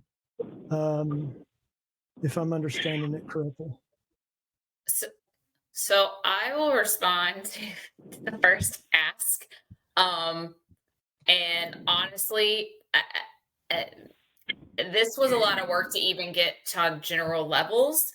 I think Maggie calculated that there are like 100 and something combinations when you look at all the alternatives and gear switching limits and all the different pieces. And so that would be a very complicated, large table. That being said, if we get to a PPA or limit down some of these options, then that's, something. But we did try, you can make some inferences. I know this is not exactly what you're getting to. But if you go and in the document, there is a discussion in 4.4.1 and where is it? where did I put it? 4.4.3, excuse me. There are alternative specific impacts discussed related to overall trawl harvest X vessel revenue and attainment. And while it's not a specific table like what you're asking for, it does kind of go through that discussion and how it relates to that table like I have on the screen, which is kind of like a summarized version of that. So yeah, that's hopefully somewhat helpful. I know it's not exactly what you're looking for, maybe, but there is discussion on that in 4.4.3. Okay, thanks. I'll take a closer look than that. I guess I was thinking if, maybe not every sub option and alternative and combinations, but it could be sort of the most restrictive or two, a middle, and then a high. But anyway, just a suggestion. But thanks for that. I'll look at that section. Great, thank you, Jeff. Jesse, did you have anything else or? Nope, that was it. Okay. I know it didn't take us an hour and a half. Everybody is super surprised. Nope, that's good. So let's see, Maggie Summer, I think you wanted to go over the NIMS report. Is that correct? I can pull that up on the screen and share that if that would help. Sure. Thanks. I am available to do that. Okay. Whenever you like. You can jump right into it. Yeah, I'm just trying to find it. Okay.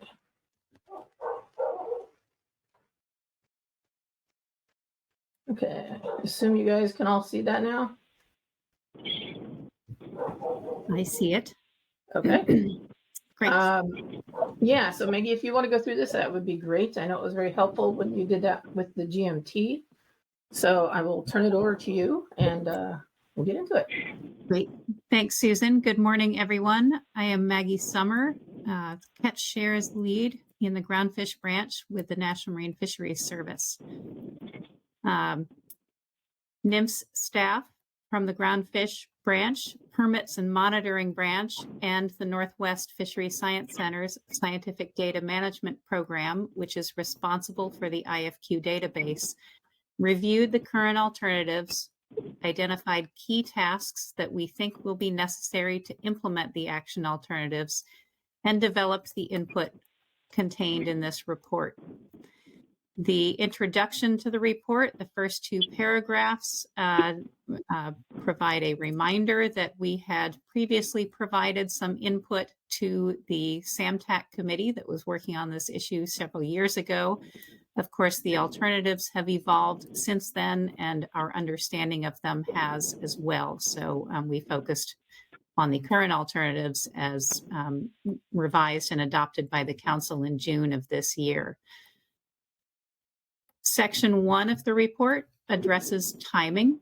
We are continuing to project that it will take approximately 18 months after council final action to complete the tasks necessary to implement any of the action alternatives. I should say we don't discuss the no action alternative in this report simply because we are focused on what it would take to implement, and that would not take anything different than what we are currently doing. The 18 months includes all of the time needed to go through the remaining analysis and rulemaking and any necessary database modifications and changes to our permits system. In addition to that 18 months, we think that starting on January 1st will likely be necessary due to the timing of quota share and quota pound issuance and or the annual nature of the proposed gear switching endorsement limits. So sketching out what that might look like in practice if the council selects a preliminary preferred alternative here and then more importantly a final preferred alternative in April 2023, then we think the earliest the action could be effective would be January 2025. I want to put a big caveat on that this projection is uncertain. While the January 1st, at least 18 months beyond council final action is our best estimate at this time, we certainly could see delays due to unforeseen needs in any of the necessary tasks or complications.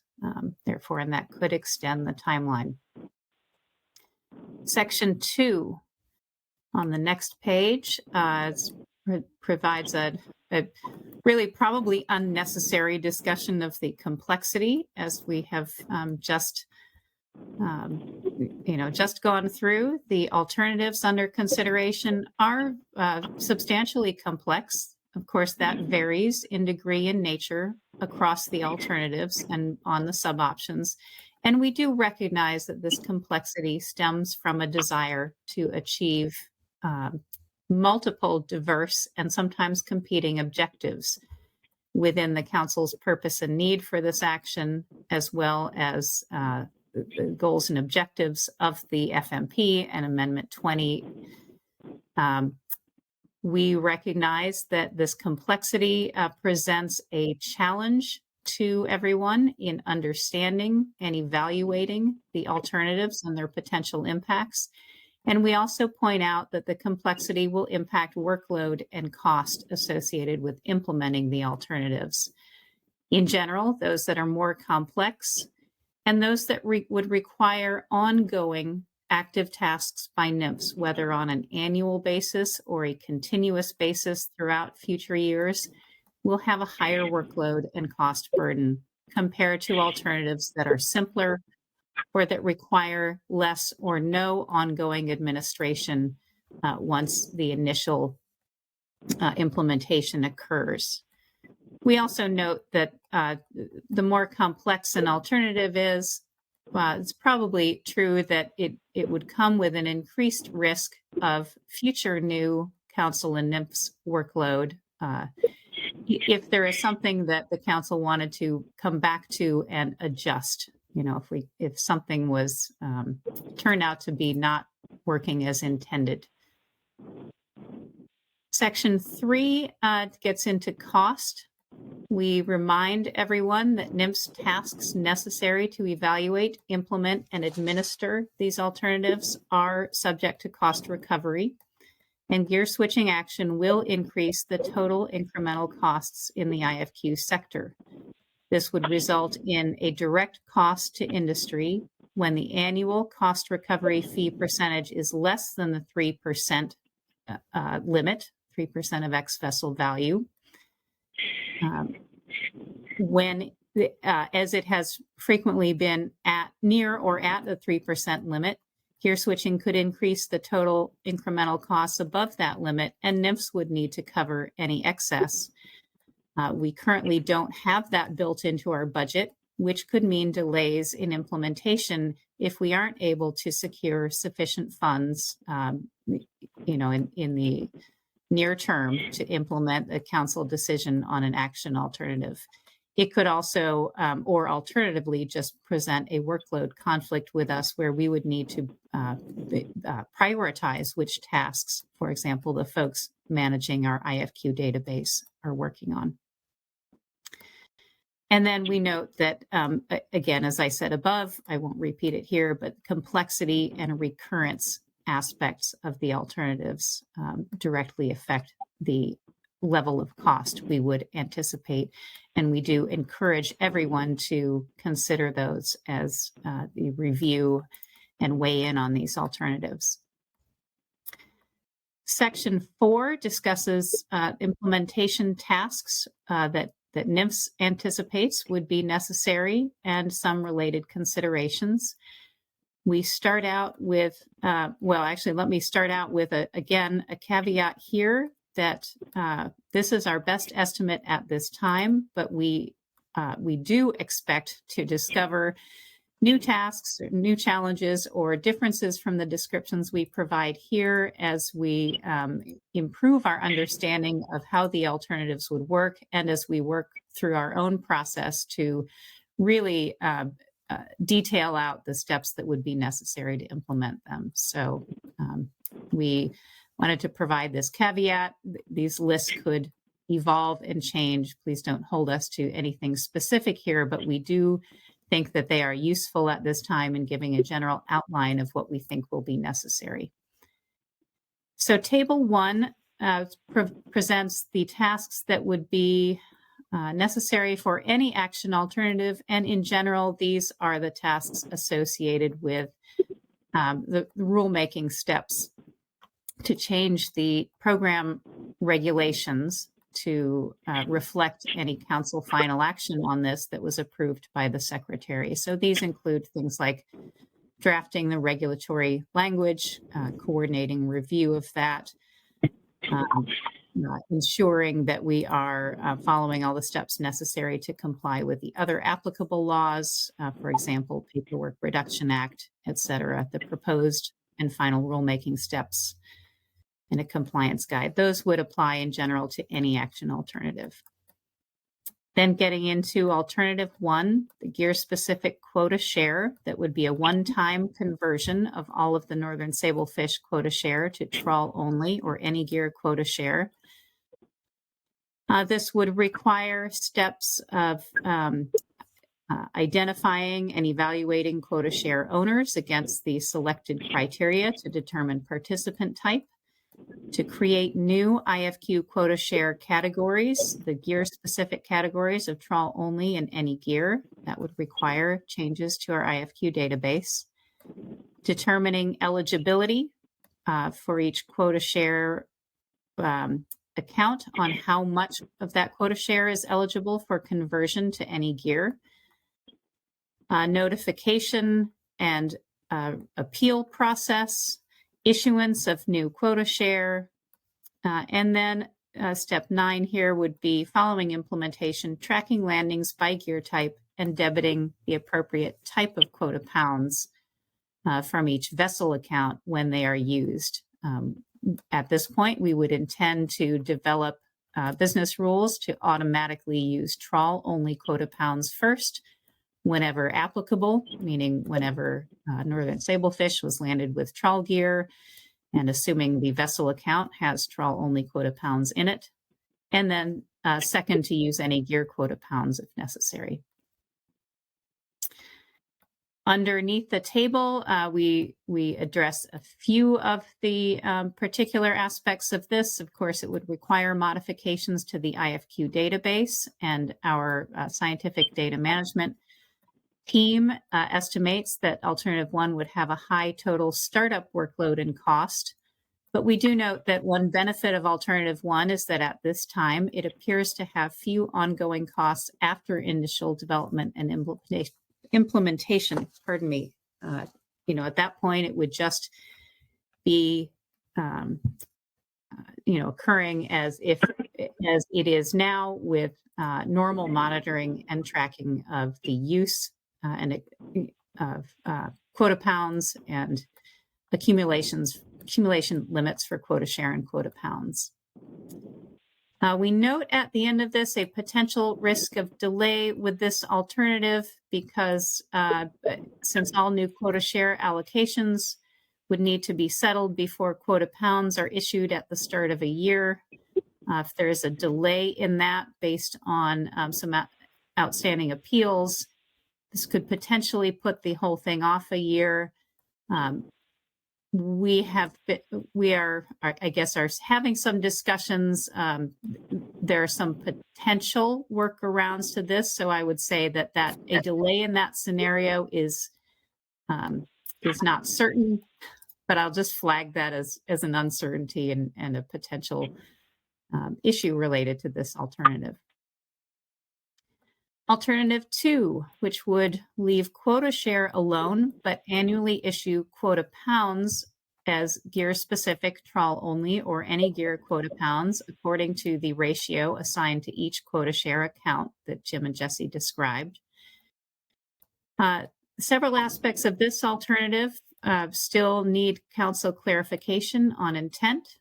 And I will say, in addition, at this time, we are less clear on some of the implementation steps and needs related to this alternative, which was new, added in June, and a little bit less certain of the tasks and issues.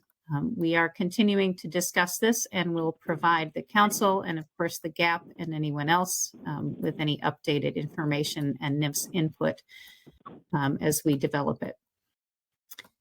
Looking at table 3, some of the tasks that I'll just highlight that are particularly, I think, a particular interest related to this alternative would be the potential need to determine and possibly recalculate the standard ratio each year.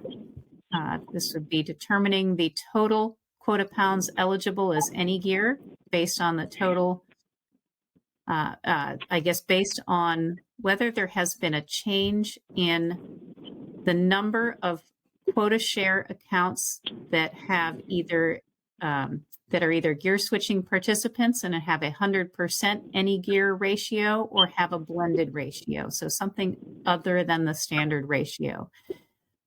When there's a change in those quota share accounts, I think it would require us to relook at and recalculate the standard ratio. And of course, there would be a formula to do that, but at every step that even that type of work is required, it will require, review by NIMS staff, an evaluation, and it is an additional workload and cost. For initial implementation, we would again need to determine the gear-specific ratio for each quota share account based on the council's selected factors. And then I will skip down to step 9 here. Again, we would be tracking landings by gear type and debiting the appropriate quota pound type. There would need to be changes to the e-ticket system. And as before, I described our intent to how to address those. We are open to input if anyone would like to suggest and discuss something different there. We note below the table that alternative 2 would require a new method to calculate and issue the 2 different quota pound types based on 1 quota share allocation for each quota share permit. This is different than anything that's been done before. We believe this would have a high total startup cost and workload. And we also believe that at this time, based on our understanding of how alternative 2 is intended to work, that it would require the most complex and annually recurring tasks beyond initial implementation. And this could potentially mean that alternative 2 is the most costly in terms of workload and dollars over the long run. There would need to be quota share maintenance, issuance, ratio review tasks carried out by our scientific data management program and our permits and monitoring branch. It appears on an annual basis.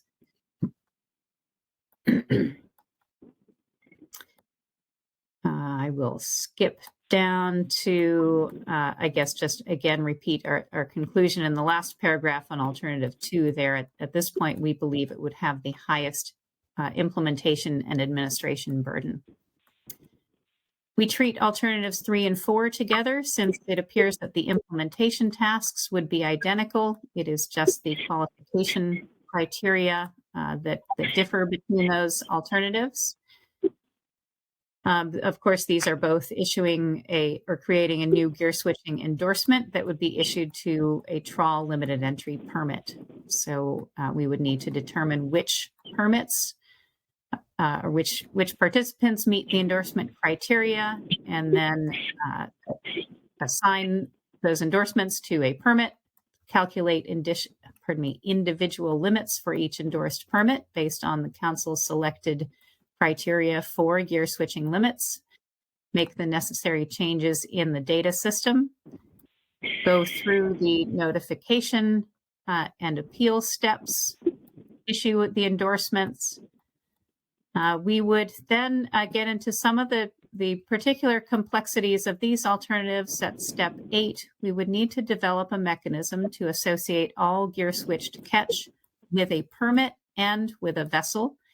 We would need to monitor gear switched catch associated with each endorsed permit against that permit's limit. We would also need to monitor gear specific catch by vessels registered to permits without a gear switching endorsement to ensure that the annual gear switching limit for vessels not registered to an endorsed permit is not exceeded. And there are some final steps in there, but I will skip down to some of the text below that table, some of the descriptions of challenges associated with alternatives 3 and 4. We do note that an endorsement itself is a very straightforward and common approach to allocating fishing opportunity, but there are some features of these alternatives which add to the complexity and workload and cost. It would require database changes, require changes to the e-ticket system. Again, as I noted when talking about the table, we would need to be monitoring gear switching at the level of both permits and vessels, and there would need to be tracking and enforcement of those that would need to factor in permits transferred between vessels within a year, and probably some quite significant data system modifications.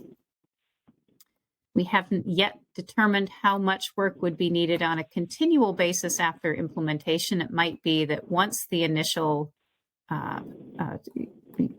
business rules and procedures and flags in the database are set up, it may not take, at least on the database management side, a significant amount of ongoing work. In addition to tracking gear switch catch by permit, as I mentioned, the need to track it against vessels when they're not registered to an endorsed permit would be required. Jim or Jesse pointed out earlier in their presentation that the expectation is that there would not be much gear switching by vessels fishing without an endorsed permit against that limit of 10,000 pounds per year, or a to be determined percentage. We recognize that this allowance was an intent to avoid creating regulatory discards for vessels that might incidentally encounter sablefish when targeting other species with non-trawl gear. We recognize that that is an infrequent occurrence. And also to maintain some level of gear switching opportunity for any participant. In addition, we recall that the reason this non-endorsed limit was assigned to a vessel rather than to a permit was to prevent the loophole of being able to transfer multiple permits.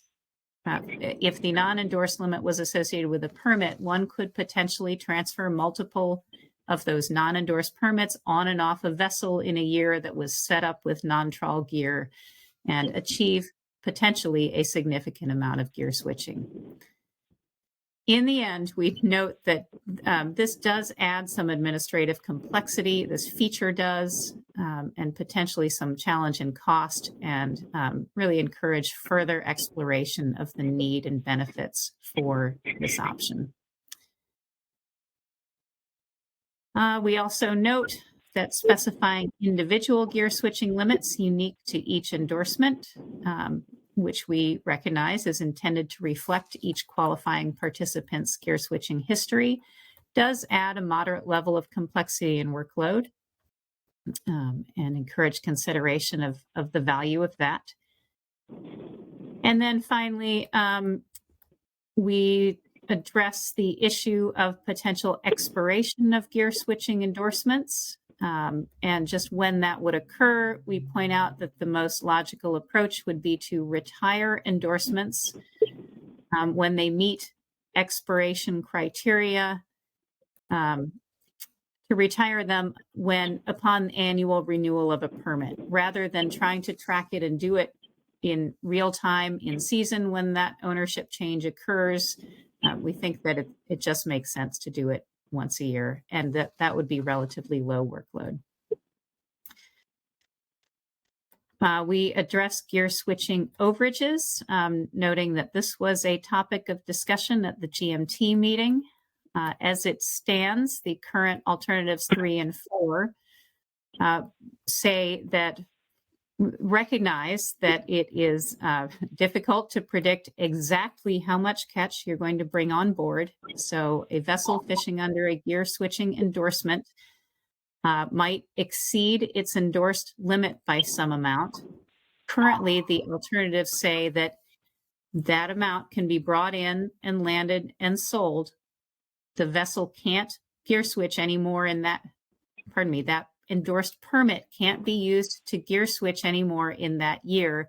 And the permit's gear switching endorsement limit in the following year would be reduced by the amount of the overage.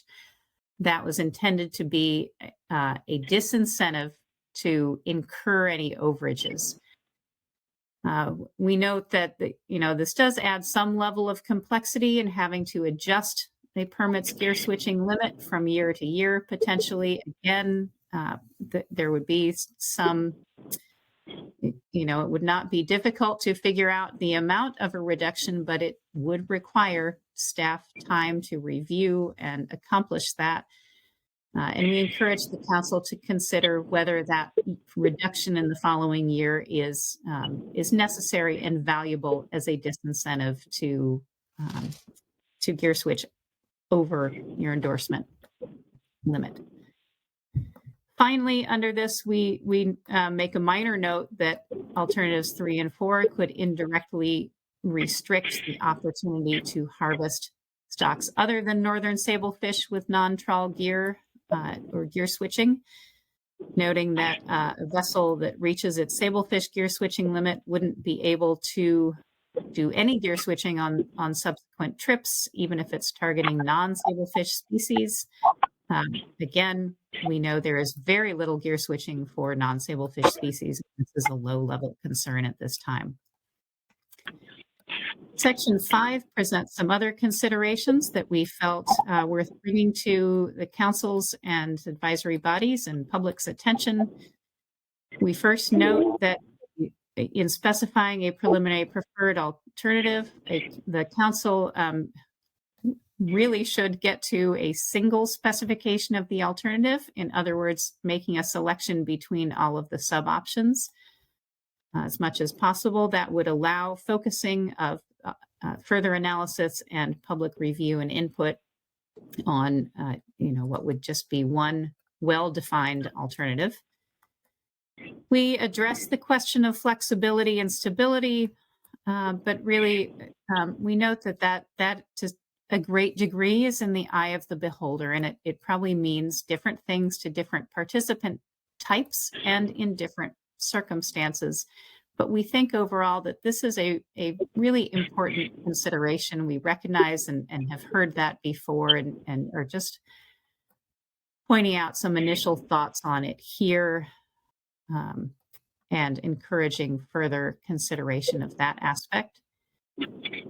We address the allocation aspect of this. This would be an allocation of gear-specific opportunity for northern sablefish within the sector.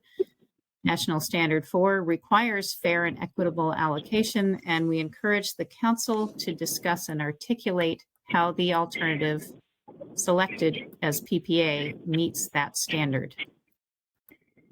We include a discussion of variations and contingencies. I think that relates directly to some of the questions we just heard and some of the discussion about the analysis provided. We have been living through and discussing factors like changing ocean conditions, stock distribution and abundance, COVID-19 pandemic, supply chain challenges, et cetera.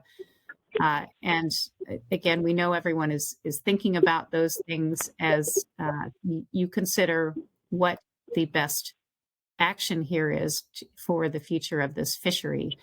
And we really support that framework for thinking about it. Finally, we conclude by noting that there's a pretty high degree of uncertainty in the actual estimated time and cost to implement any one of the action alternatives. But we do note overall, again, that those that introduce new ongoing tasks would add to the annual administrative burden of the Catch Share program.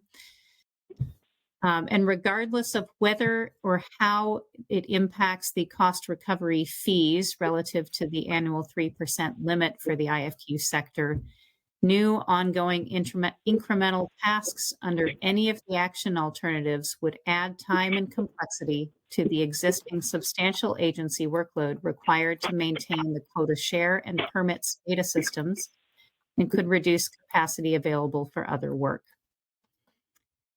We note that in relative terms, at this time, with our current understanding of the alternatives, it appears that alternative 1 is likely to be the lowest cost and workload alternative because it doesn't require substantial work beyond initial implementation.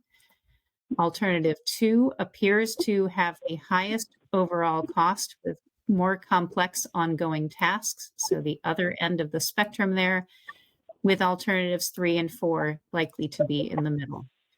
And of course, the council's selection of options within the alternatives will impact these substantially, Thanks, as Susan. well as any and other thanks, changes Maggie, that for council the might make report to and the the alternatives. presentation. That concludes the It report, isn't and I would entirely be clear happy to to me answer any questions. why alternative 2 has these Thank you, Maggie. annual That was very, costs very associated helpful. with them that Let's aren't see, it is part of 11:15. We did have a public also part comment of period at alternative 11. 1. And I don't know But if why this is don't a I question just, for you let's just or open it up. perhaps a question Does for anybody have any Jim and questions? Jesse. Relative to when I look at table 3 in the NIMS report on page 6 and the task number 4 specifically of Michelle, where there would be go ahead. a gear specific quota pound ratio that is calculated annually for each quota share account. And so I guess my understanding in alternative 2 was that the calculations would occur one time, and then the standard, ratio would be applied just to the quota pound, to the vessel accounts, to the quota pounds each year. But that would be a static amount that was determined one time. It wouldn't be an annually calculated amount. Thanks.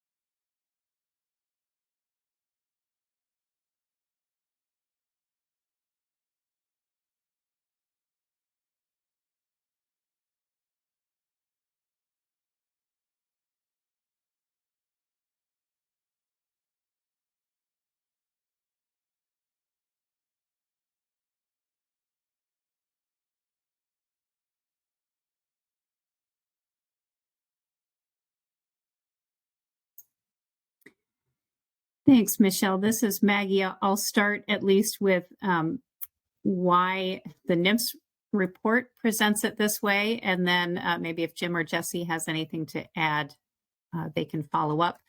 But it was our understanding that if the council chooses to keep the sector-wide ratio of any gear to trawl only quota pounds constant over time, then as accounts which have a ratio higher than the standard ratio expire, thank you. I'd appreciate that clarification. The ratio also, for other accounts would need to be adjusted our intent so that there was no change to the overall what has become sector-wide alternative 2, ratio. and For which example, was 29. to only apply the 71%. ratio to quota pounds and not to quota shares and quota share accounts. Let me. Is that the council is would that set the ratio Is that clear, of at least on trawl only to any gear. on And they explaining, would do I that guess, one point number time, and 4 then in that table 3, ratio and would then I simply would be applied invite Jim or Jesse if to they have anything the to quota add pounds each to my year. explanation It would not be on how adjusted. the It would not alternative affect 2 quota share overall is accounts. intended to work. So And there of course, would not I would be welcome any any expiration clarifications that would need to and take into account. So or every corrections to year, my the trawl assumption here. allocation would be expressed as total quota pounds of trawl allocation, and then that would be split to whatever ratio the council had adopted that would apply to all account holders, all accounts.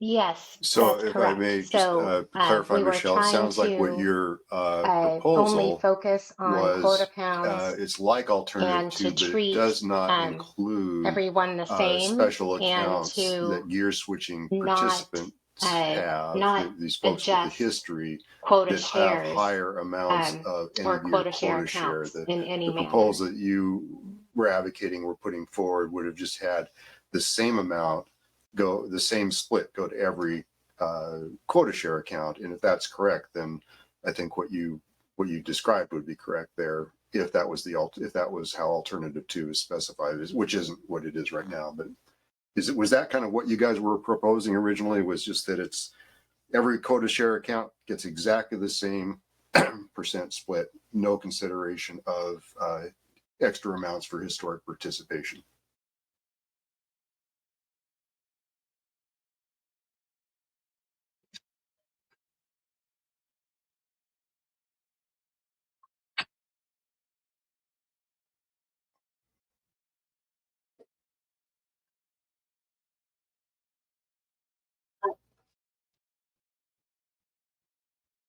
Yeah, thanks for the explanations. I appreciate that as well. So if alternative 2 were modified in that fashion, then I think NIMS would probably, well, I'll let Maggie speak. They'd go back and take a look at that, right? Yeah, yes, exactly. That would make the implementation steps different than what we've described here, and I think would remove that annual task, of course, from what we've done here, and probably simplify our implementation. But if that's if the council wishes to specify that an alternative that way, we'll look at it, and certainly we'll have internal discussions and be prepared to provide some information in the event that it is discussed at the council meeting. Thanks for that clarification, Michelle. I appreciate it.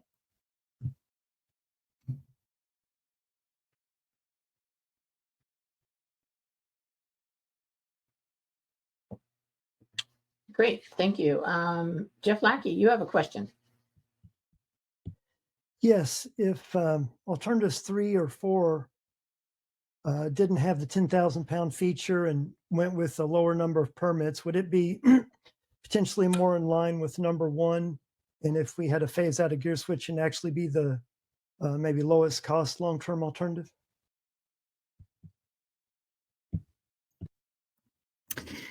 Thanks for the question, Jeff. So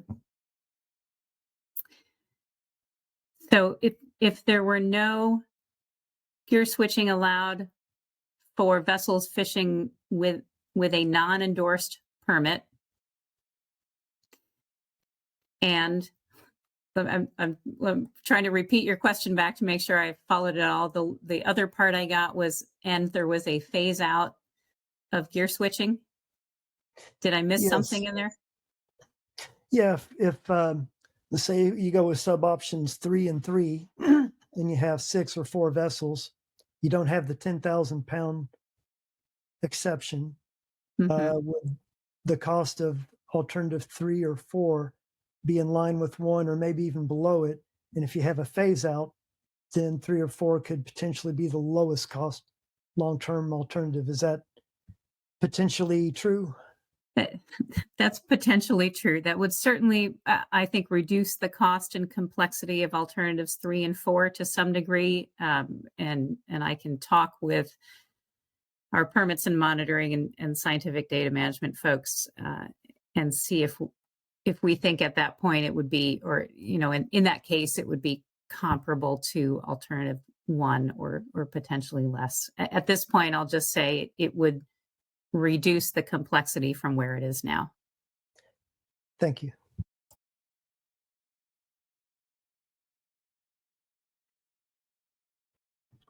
Thank you, Jeff and Maggie. Does anybody want to make public comment specifically about this to the gap? We're into our public comment time. I see somebody has their hand up. Let me see. Lori, go ahead.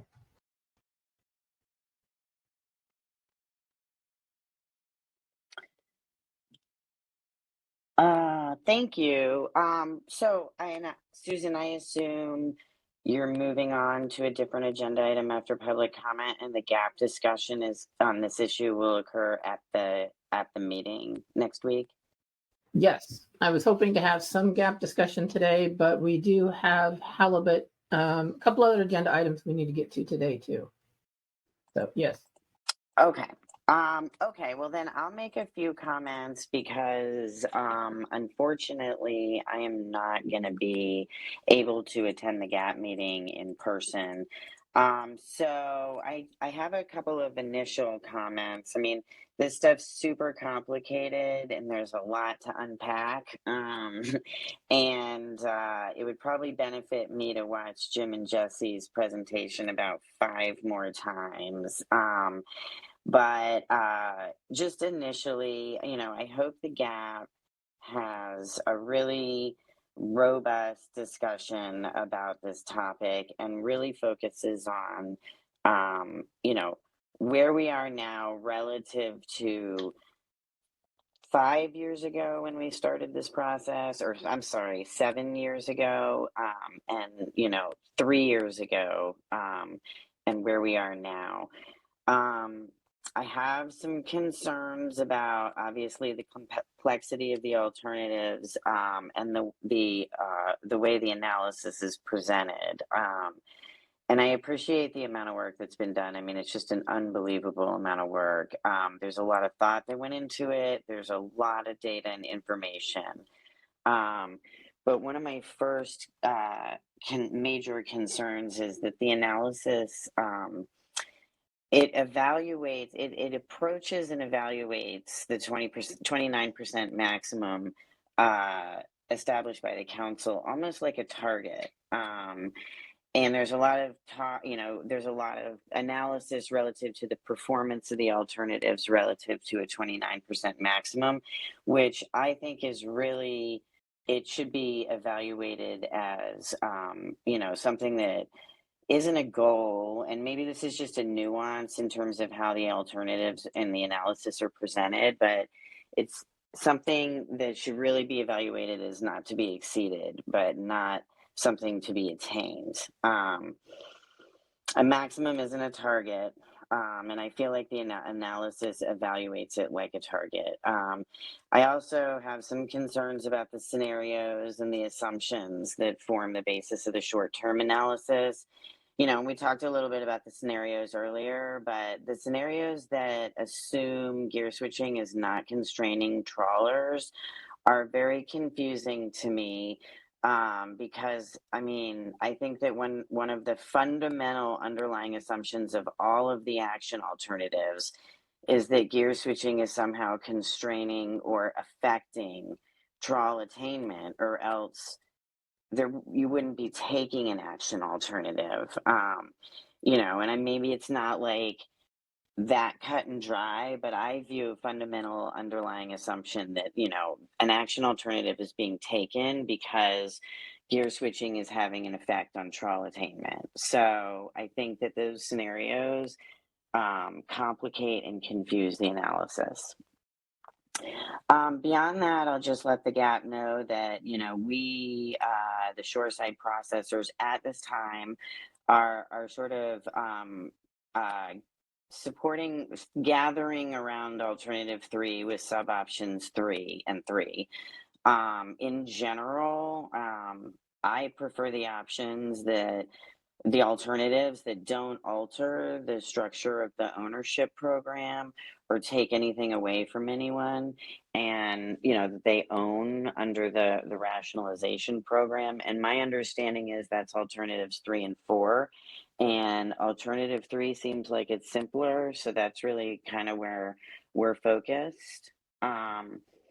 In my opinion, alternatives 1 and 2 represent an enormous effort to continue to let fish come out of the trawl fishery and distribute them to boats and permits that aren't using them or need them right now or anytime in the foreseeable future.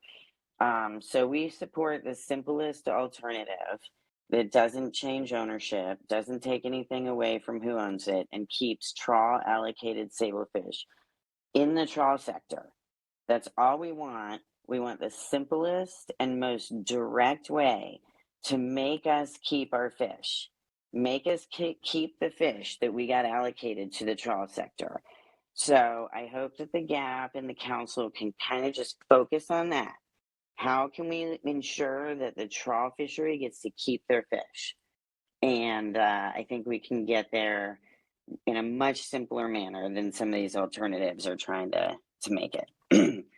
So I apologize for the length of that, but I appreciate the opportunity to comment because I won't be there for the GAP discussion.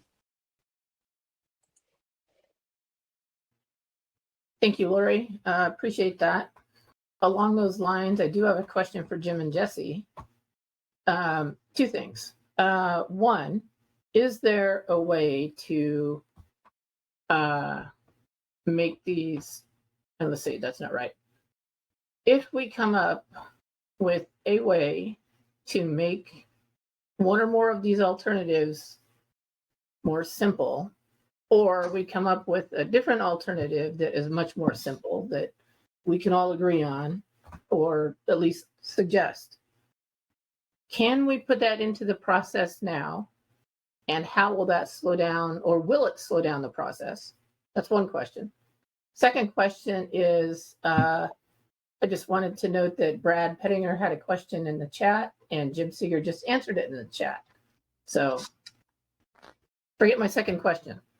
Okay. So on your first question, the first part is yes, things can be added, but as you imply by your second question, there's consequences depending on what's added. And we would have to assess that in terms of whether it would slow down the process or and so forth.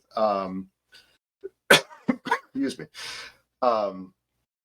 We have been stretching out on this process across quite a few council meetings now. And as you've all seen, these alternatives are really complicated. And sometimes because of that complication, we are bringing complicated things back to you folks and back to the council that we really feel would be better and more efficiently and in a more timely fashion vetted if there was a committee that would work through all of these details and concerns first and kind of get it all squared away before it's given to the council.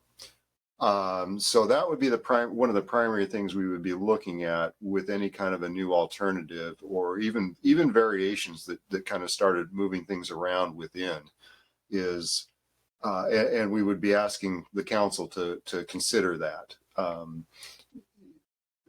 Yeah, I'll just maybe leave it at that. Our overall concern is that we've been doing a lot of committee work on the council floor, and it cannot be done as well as it can in a committee. And I think that is contributing to stretching this process out. Right. That was my concern, Jim. Thank you. I didn't want to stretch it out any longer, but how, yeah, I'm still struggling with these options years into this to understand them fully. And I think a lot of us are. So, yeah. I'll stop there. Gary has a question. Gary Richter, go ahead. Yeah, thanks, Suze. I just wanted to note there's only one briefing book or one comment in the briefing book to this point, and it addresses this topic. Paul Huyela put a comment in there. Looks like he doesn't support any of the alternatives. I don't know how the rest of the non-whiting trawl folks feel, what their opinions are on this, but it's an interesting read. It's a short comment, but just wanted to alert folks to that. Thanks, Suze. Thank you, Gary.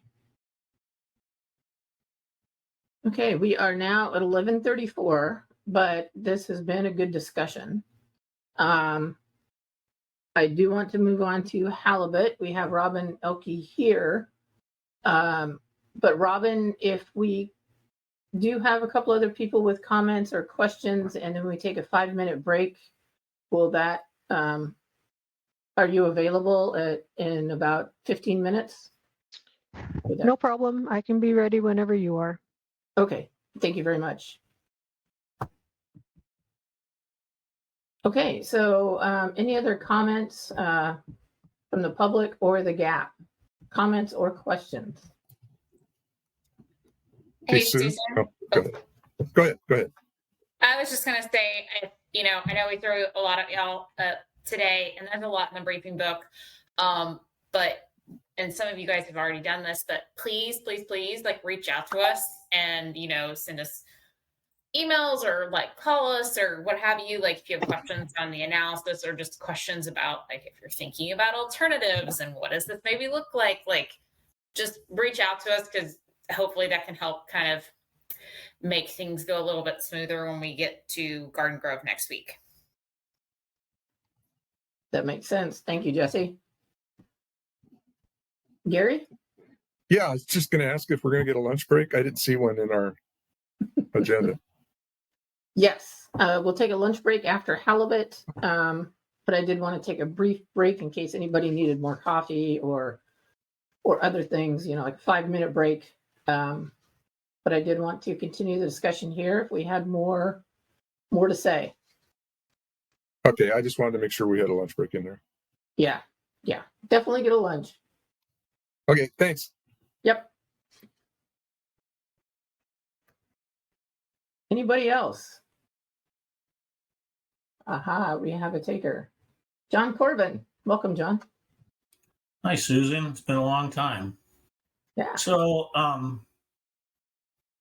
the thing I really get hung up on in all of these is the, absolutely you add one owner and you lose your rights. And I've said this before many times that, what is now my former company, who I'm representing, I've since retired now, but we have captains that have been wanting to buy into their prospective boats. But if we add them, then they lose their gear switching ability. That's the part that I don't like. And I wonder if there could be some sort of a hybrid model in there where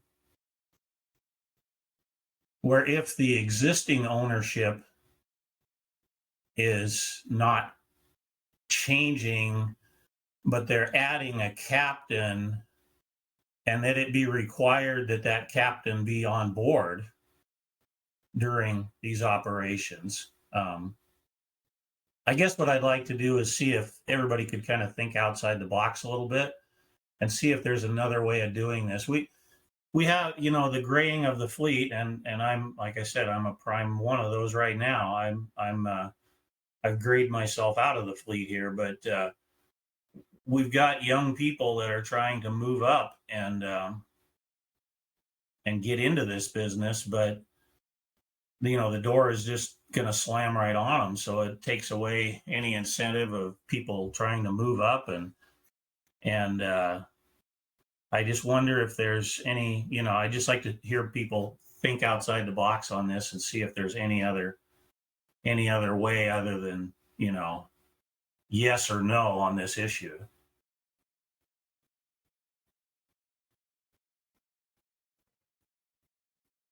Thank you, John. Does anybody want to respond to that or talk about that a little bit more?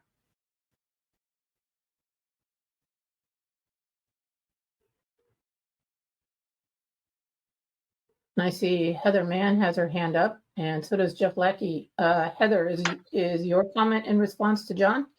Yes. Thanks. Okay. Thanks, Madam Chair. Thanks, John. I guess I'm just kind of wondering why focusing on gear switching for up and coming crew members versus figuring out ways to encourage folks in the directed tier fishery. That seems more appropriate than using gear switching as a way to get into the fishery. That's my comment.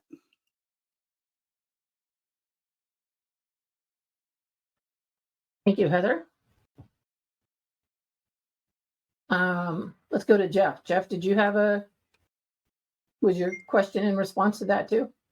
Yeah, I don't want to, I know we don't have time. We'll get real long into it. I agree with Heather, but I don't know if maybe Jim or Jesse could provide clarity on what is it that triggers the ownership change. Is it just the permit ownership, or is it the ownership of anything, vessel, or I don't know if there's clarity there that could help. And I'm not sure offhand what the answer is that of myself.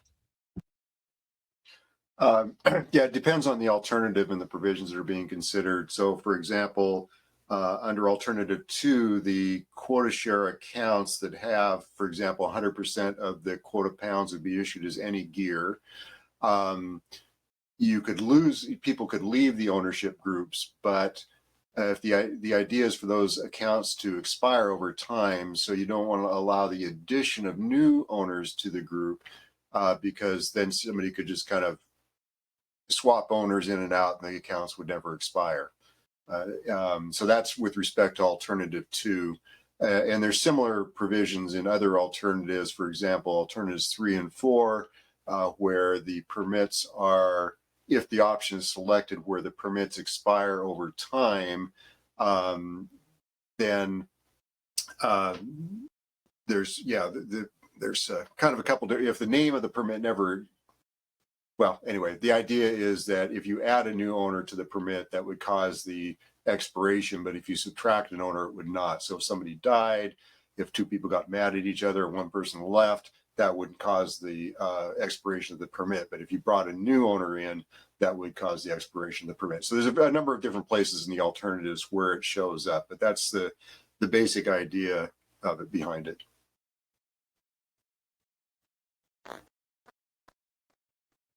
Thank you, Jim.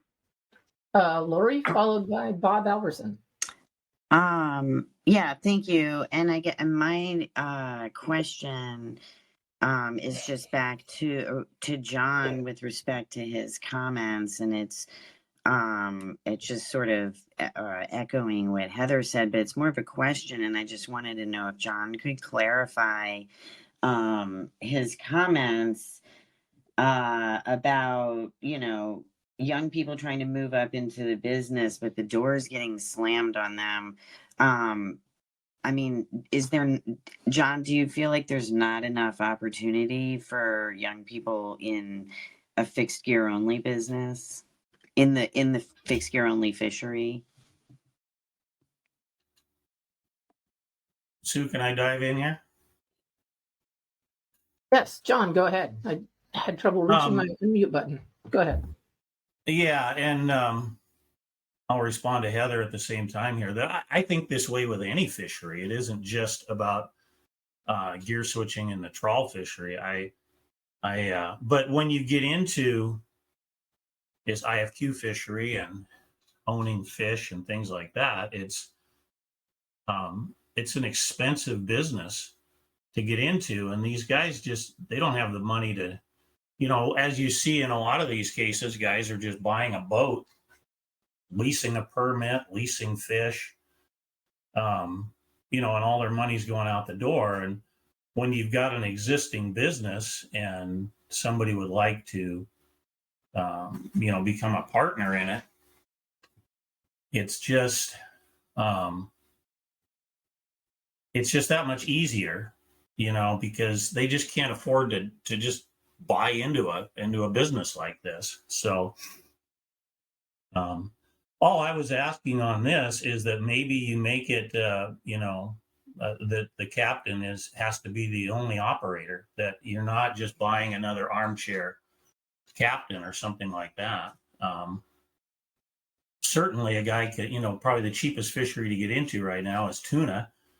But it's what a guy wants to do, what fishery he wants to get into and what opportunities there are out there. So I was just asking that everyone kind of think outside the box here and see if there's another way that we could do this other than to say, yeah, you have the opportunity to buy into this guy's operation, but now we're going to have to shut it down.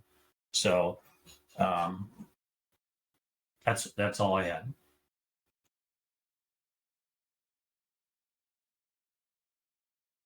Great. Thank you, John. Bob Alverson, followed by Heather, followed by Mike Okoniewski, and then I think we need to move on to halibut. So, Sue, my question I think goes to Jim on this same subject. Is alternative 3 envisioned to eventually end up with no accounts, 0 accounts? So alternative 3 is the one where you have and alternative 4, you have the endorsements on the gear switching permits. And there is an option which would cause all those endorsements to expire over time. And so it ends up with 0, or that option might not be selected, and then they would be in place indefinitely. So if they were in place for a longer period of time, under John's situation, could someone develop a new account? Or again, use the existing account? Right. So this under alternatives 3 and 4, there's no any gear quota pound or trawl only quota pound, right? You just still have all the status quo. You just have northern stablefish quota pounds. And then you've got these limited entry permits that have the endorsements. Right. And if those are transferable, so if they don't expire on transfer, then anybody any new entrant could potentially acquire one from an existing entrant or existing participant and then continue to gear switch. Yeah. So under John's situation, he's okay, provided it's not a phase out. Yeah. Okay. Thank you. Thank you, Bob. Heather, followed by Mike Okoniewski. Thanks, Madam Chair. Just really quickly, I mean, there are plenty of young folks in the trawl industry that are trying to plan out their future. I mean, half of the MTC members have sons and daughters who are taking over their businesses, and they're not being gifted these businesses. They're having to take out loans and work and buy them. So I just think I think that we don't want to go down the path of trying now to figure out how to allow fixed gear switchers into the future an ability to take trawl fish away. I'm completely opposed to that. And I think if anything, they should focus on the tiered fishery, which already exists and is, without the competition of having to go against the trawlers. We've got plenty of young trawlers that are looking to solidify their businesses into the future, and I'm opposed to what John's suggesting, with no disrespect to John, who I care for, but I don't agree with it. Thanks. Thank you, Heather. Mike Okoniewski, and then we'll wrap this up and take a short break and then get into halibut. Well, Heather just stole my thunder on that one. But I would like to think that these young people and those that are in the trawl industry can have a better future. And I think in one respect, how we get those markets back and vibrant again for them is an important part of this. Not everybody agrees, but I, for one, think that gear switching does have an effect on being able to market that fish or having the confidence to invest in what we need to market that fish. So, and I'm retired basically, so I don't have a dog in the fight anymore in that regard, but I do owe a lot to the fishing industry and people that have given me opportunity. And I'm hoping in the trawl side of things that can continue to develop as opposed to kind of balance the mission. So I'll leave it at that. Thank you. And John, I greatly appreciate everything you do. So I don't mean to insult you in any way. So thank you. Thank you, Mike. Okay, let's take a 5-minute break. First, thank you, Jim, Jesse, Maggie, for the presentations and bearing with us as we asked several questions. And appreciate all the public comments and questions we got as well from the GAP and the public. Helps us all to understand this a little bit better. So with that, let's take a 5-minute break, grab another cup of coffee, come back at 11:55 for halibut, and we'll go into our lunch hour till probably about 12:15. See how long halibut takes. So be back here at 11:55, please.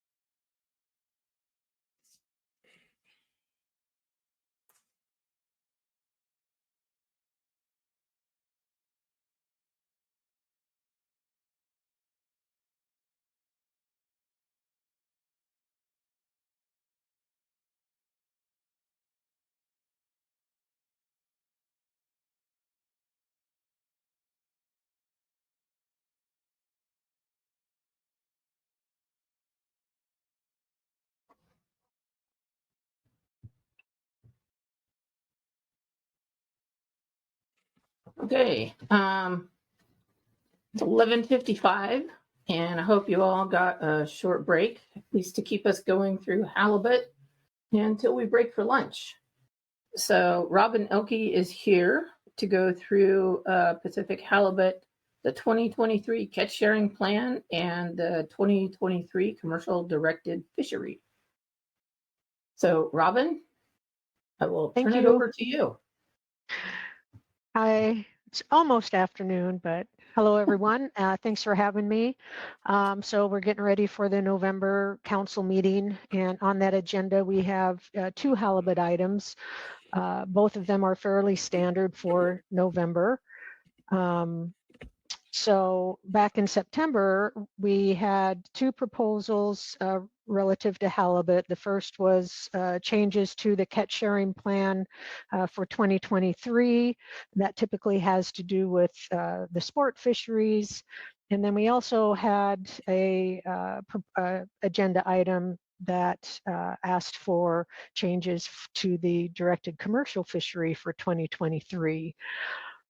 So the council adopted proposed changes for both of those sport and commercial fisheries, adopted them for public review, and now we're coming back in November to have the council adopt final recommendations. And these will go to NIMS to consider and eventually implement. So for the catch sharing plan, again, back in September, we had Washington propose changes to the Puget Sound subarea. That was essentially just allowing more opportunity, moving from 5 days a week to 7 days a week during certain months. And then we had Oregon provide changes to all of their, a change to all of their Oregon areas, and then 3 changes specific to the Central Oregon subareas. And so since September, both the states have had public meetings and have provided supplemental reports under Agenda E1A to talk about the sport changes. And so I'll just start with Oregon, since I have that document open now and in front of me. So one of the changes that Oregon is proposing is to allow the all-depth halibut fishing and long leader gear fishing to occur on the same trip. And they are just asking that that occur so that they could have more opportunity.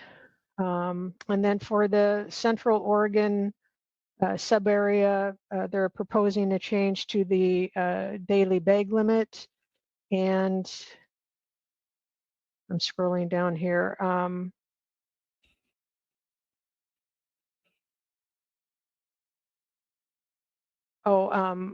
To be open 7 days a week if the allocation is more than 100,000 pounds. And then,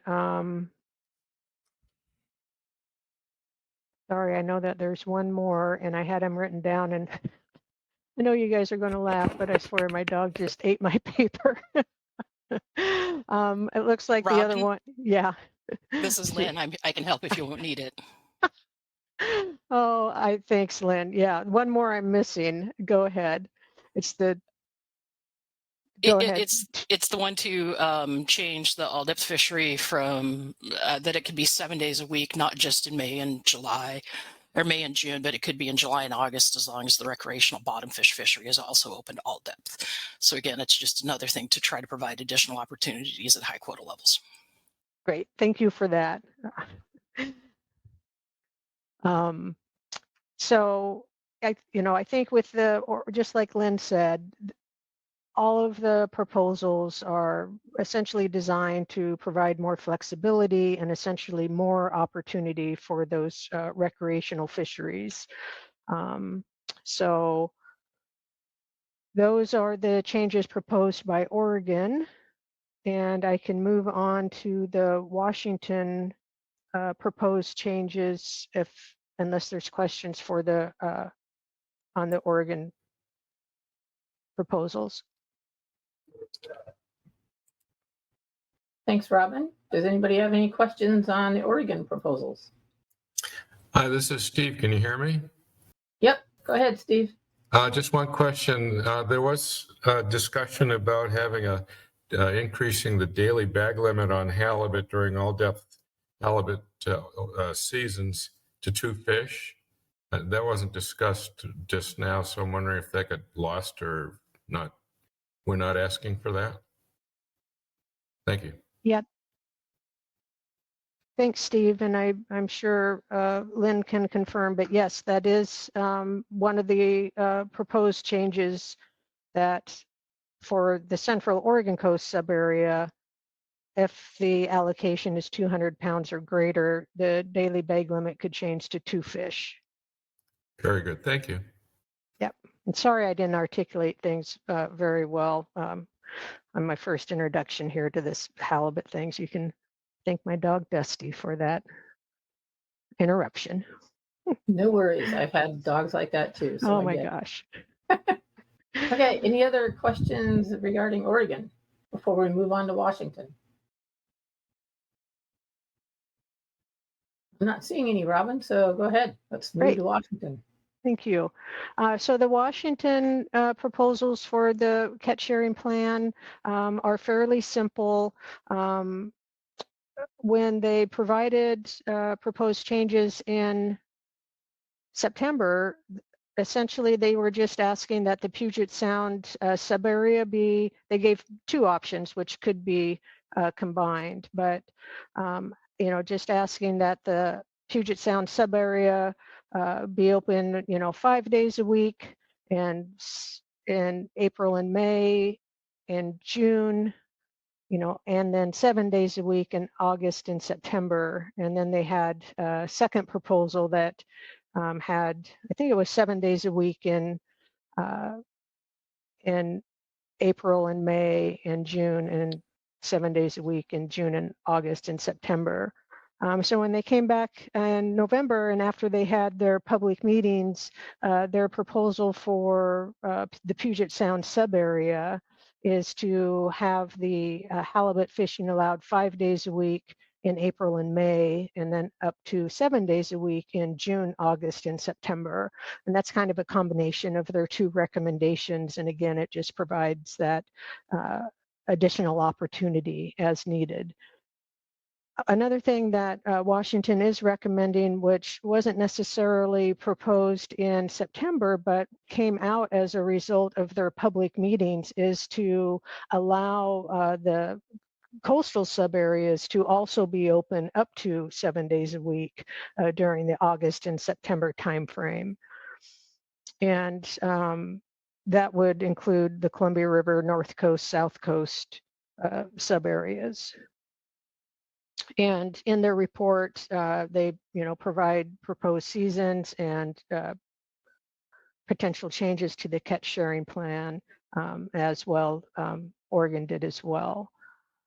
So again, from both Oregon and Washington, for the most part, as usual, the states are doing their best and listening to the public to figure out ways to provide harvest opportunity on the halibut, and to have the seasons last through their objective during the certain timeframes during the spring and summer.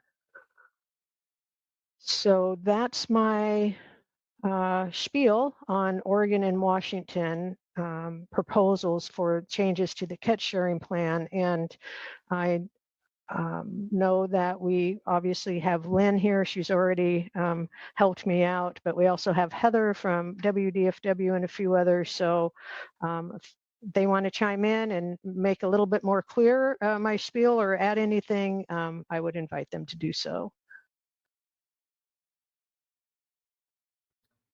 That sounds great, Robin. Thank you. And looks like we have one question. Louis M. Go ahead. I can phrase this as a question. What about California? Noting that increase in access and time for both Washington and Oregon, and California is still down at I think the 4,000 pound limit. And so I'm waiting with bated breath to hear from California what opportunities maybe we could enjoy, as I am the representative for sport in California. Thank you.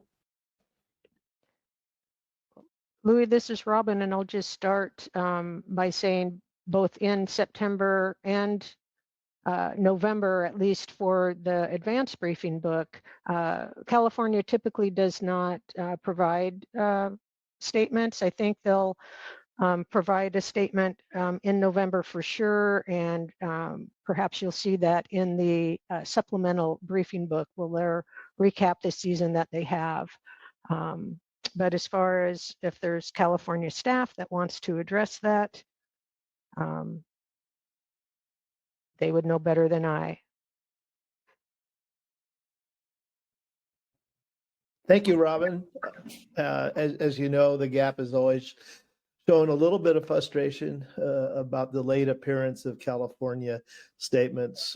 We've seen some review of the past season, which was a good season, but as often happens, it gets stopped early on, even though we do have the option, if we don't reach our TAC, to continue on into November. So we'll be looking forward to that. Thank you.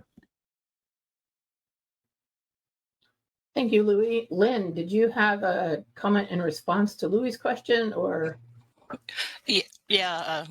Not trying to speak for my neighbors to the south, but there were no proposed changes coming out of the September council meeting for the California recreational halibut fishery.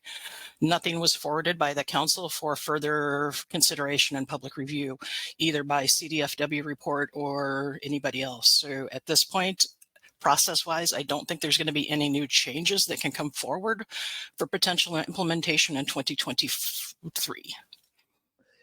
Yeah, and thank you for that. This is Louis. Thank you for that, Lynn. I know there was public comment. I'm not sure if it was on the council floor or about this. And of course, the public comment has been stated a number of times before. So hopefully we can work with that more. Thank you. Thank you, Louis and Lynn. Paul, I see your hand is up, but I have an inkling that Mel from CDF&W may have a comment to say about that. Mel, am I correct? Hi, yeah, I hopped on at the right time. Pacific halibut, my specialty here. I just got confirmation that CDFW did not propose any changes to the CSP for 23. So we're going to continue with that. But the CDFW will be providing a report updating what happened in the current fishery, the 22 fishery. So that's the only report we'll be providing. Other than that, Louis, we can continue to talk about it, but at this point, there's nothing coming forward from CDFW. Thank you, Mel. For me quite nicely. Thank you. Thank you, Mel. Thank you, Mel. Thank you, Louis. Paul, you have your hand up. Go ahead. Yeah, just to add to the Washington State, my sector, the charter boat operators, are an advocate of adding a third day during the week. I think that's going to happen. I hope it'll continue to progress to happen because of our observation on the weather, how it affects, and that we find that the halibut use in the month of May is more efficient to use the quota in May and early summer. So I just want to add that in.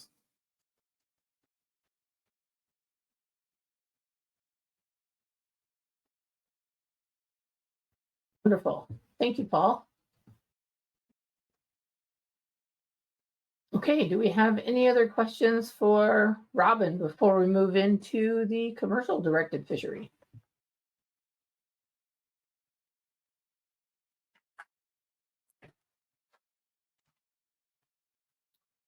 Robin, I'm not seeing any, so let's go ahead and move on to E2.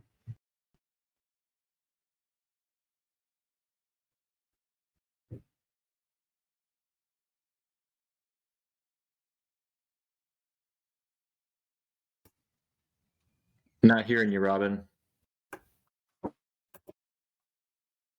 All right, here I am. There we go. Gotcha now. All right. So yeah, E2 is the commercial directed fishing regulations for 2023. For the past couple of years, the council has been proposing season structure for this fishery in the past to IPHC.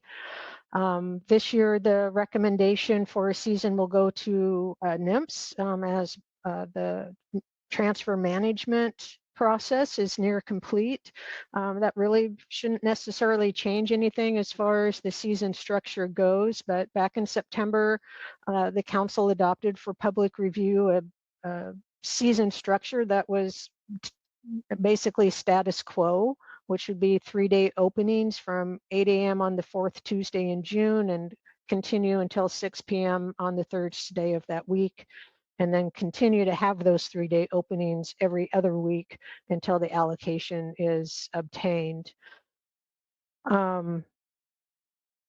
Again, this proposal will be going to NIMS for implementation. And then just for all the commercial fishers on the line, I think everyone knows that the permits for 2023 will be provided by NIMS for the first time this year. And I think everyone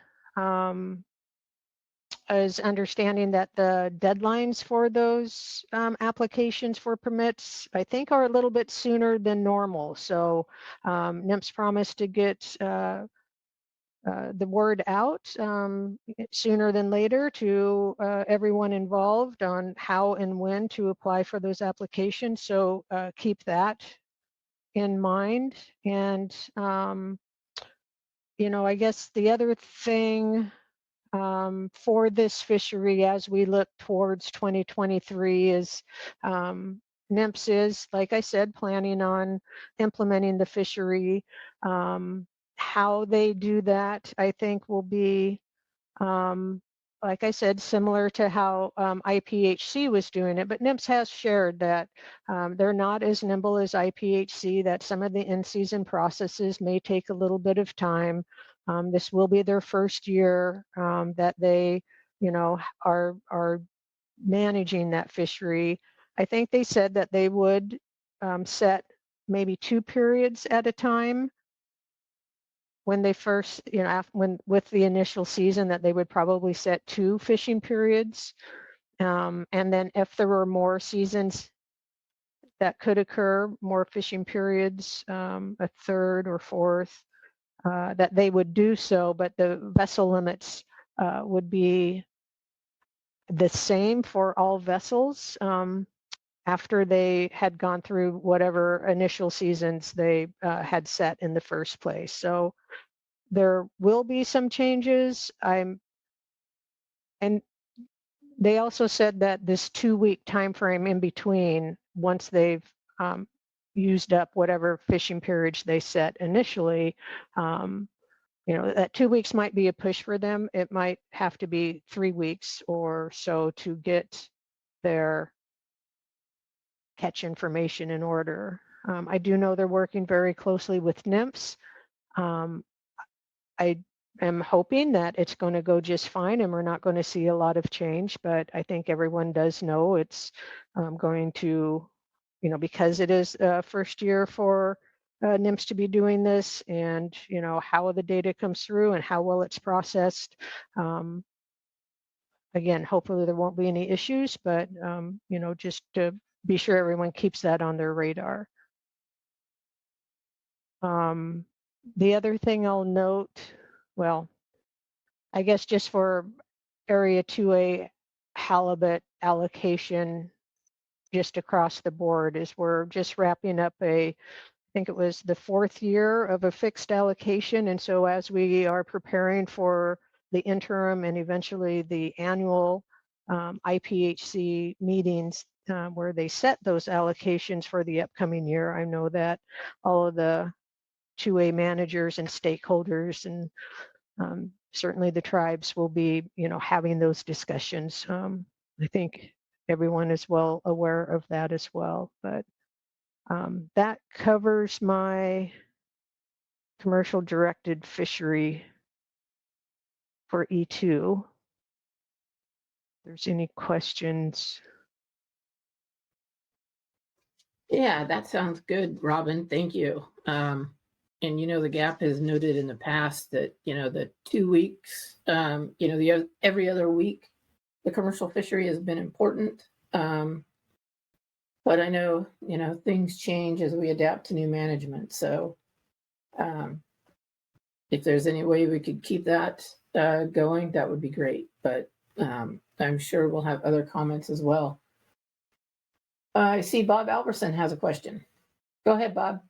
Yeah, Robin, for the commercial directed fishery and for the tiered fishery where they retain black or halibut north of Chehalis, do they contact Monica Falcon's office for those licenses? Or I haven't seen something that says where to contact and the dates. And if it came through, I just didn't see it. Thank you, Bob. I have to be honest and say I don't know. I haven't heard the specifics on where and how and to whom the applications will go, but I would expect those to be out, following the November meeting for sure. But honestly, I don't know the specifics. Yep. Okay, I'll just stay tuned then. Thank you, Bob. Lynn Mattis. Go ahead.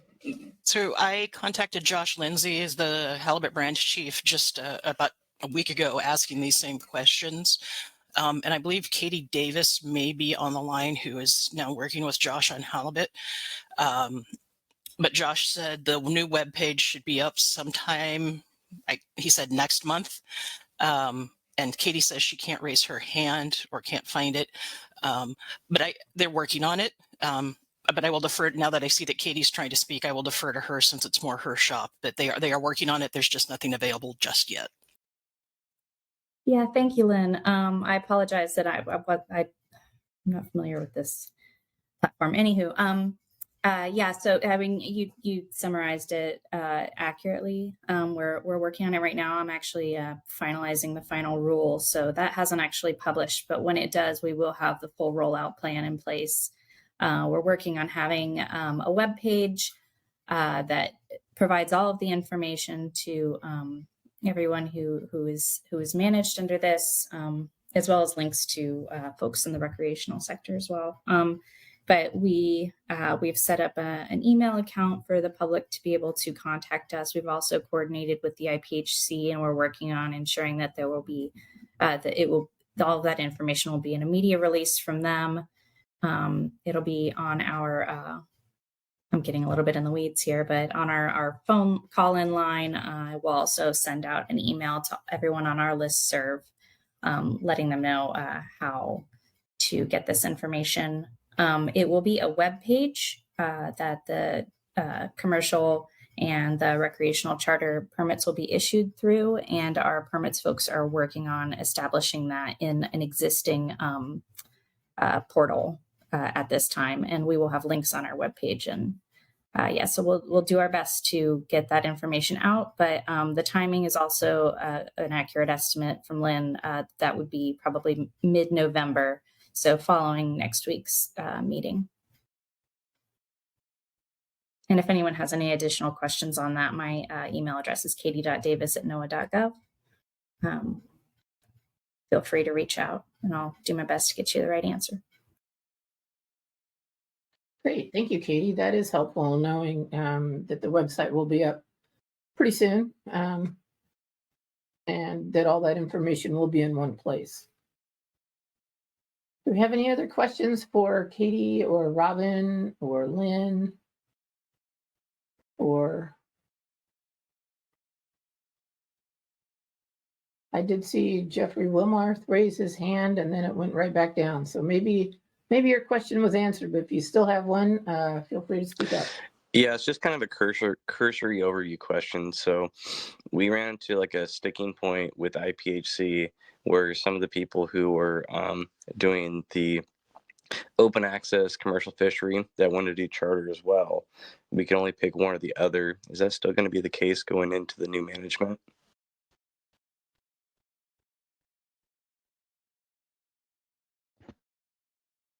So this is Robin. I would say yes, in the fact that I don't think any of the stipulations for licensing or permitting have changed as they transferred from IPHC to NIMS. So anything that was in place with IPHC continues to be in place with NIMS management. That's my understanding. Okay, thank you.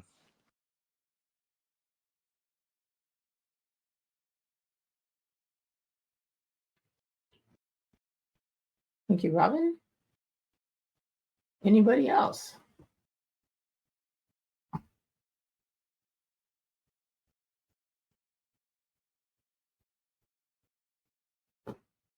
Well, I guess Robin and Lynn and Katie, you answered all our questions, and Mel. So I guess we don't have any other questions right now. Thank you very much for all your guys' help. Yes, I appreciate the help from everyone as well. So thanks for having me today. Definitely, and thanks for putting up with us going long on gear switching. No worries Now at you all. probably know more about gear switching than you ever thought you'd Oh ever my gosh. Well, now I know why it's been 7 years. Exactly. Good luck with that, you guys. Thanks, Robin. Bye-bye. So, Susan, this is Bob. I have a question to you. Sure. Yeah. So, is this meeting today in lieu of we're not going to take up halibut at the gap, or should I draft up some minutes for E1 and E2 at this time based on our discussions now, or I'm a little bit Yes. confused. Yes, Bob, that is correct. This is where we will get the primary, overview and of the issues and, answer any questions. And then we do have Pacific halibut on the first day when we meet on November 2nd. However, the statement will have to be done by 4 o'clock that afternoon. So anything you can draft up and get ready so that we can review it that day when we talk about it at looks like 8:30 a.m. on the first day, that would be great. Okay. I'll work on and I'm happy to work with you on that. We've worked on these statements together in the past. So yeah. Okay. Yep. And let's see, Harrison, you have your hand up. Okay, so I hear you loud and clear that we're gonna go right into halibut on the first day, but it's still gonna be open for a little bit of discussion, correct? If we want to add to that statement. Yes, definitely, because we're not making any decisions today, but we will need to have some kind of draft statement ready and we can review it and talk about it at that time, add and adjust at that time, just like we will have to do with the methodology review that we will take up this afternoon and the National Marine Fisheries National Policy for Saltwater Recreational Fisheries. So Thank you. That statement will have to be done the first day. Yeah. Okay. I hear you loud and clear. Thank you. Gotcha. Thank you, Harrison. Okay, with that, why don't we break for lunch? We're about 10 minutes over schedule, so why don't we go ahead and meet back here at 1:45 or 1:15 p.m. for a methodology review. We'll have a little bit shorter lunch, but that will keep us back on track. Brett or Dan, do you have anything else to add before we break for lunch? I know that for the methodology review, we'll have a few GMT people here, and I'll Todd, I think, has a supplemental maybe floating. I'm not sure if it's in the briefing book yet, but I think they'll be speaking to that as well as part of that agenda item. I don't have anything else, I guess, that's announcement wise, but methodology review might go a little longer than a half hour, but we'll see. Okay. Okay, that sounds good. Dan, do you have anything? No, I think Brett's comments there about methodology review are helpful to sort of get us oriented. I think I've done some checking in with GMT folks to get a sense of the lay of the land from the GMP perspective. I mean, if it were possible that the SSC report is getting close to being final and we could get a copy of that, but that might be asking a bit too much. And so I'm not sending you, Brett, off to go search that down unless it's, right at hand. Otherwise, Susie, great job this morning. Okay, that sounds great. Thank you, Dan. I appreciate you following up on the methodology review with the GMT members, and that's been very helpful too. So, okay, have a great lunch. Let's see you back here at 1:15. Thanks, everybody. I'll put up a break slide. Okay, thank you, Brett.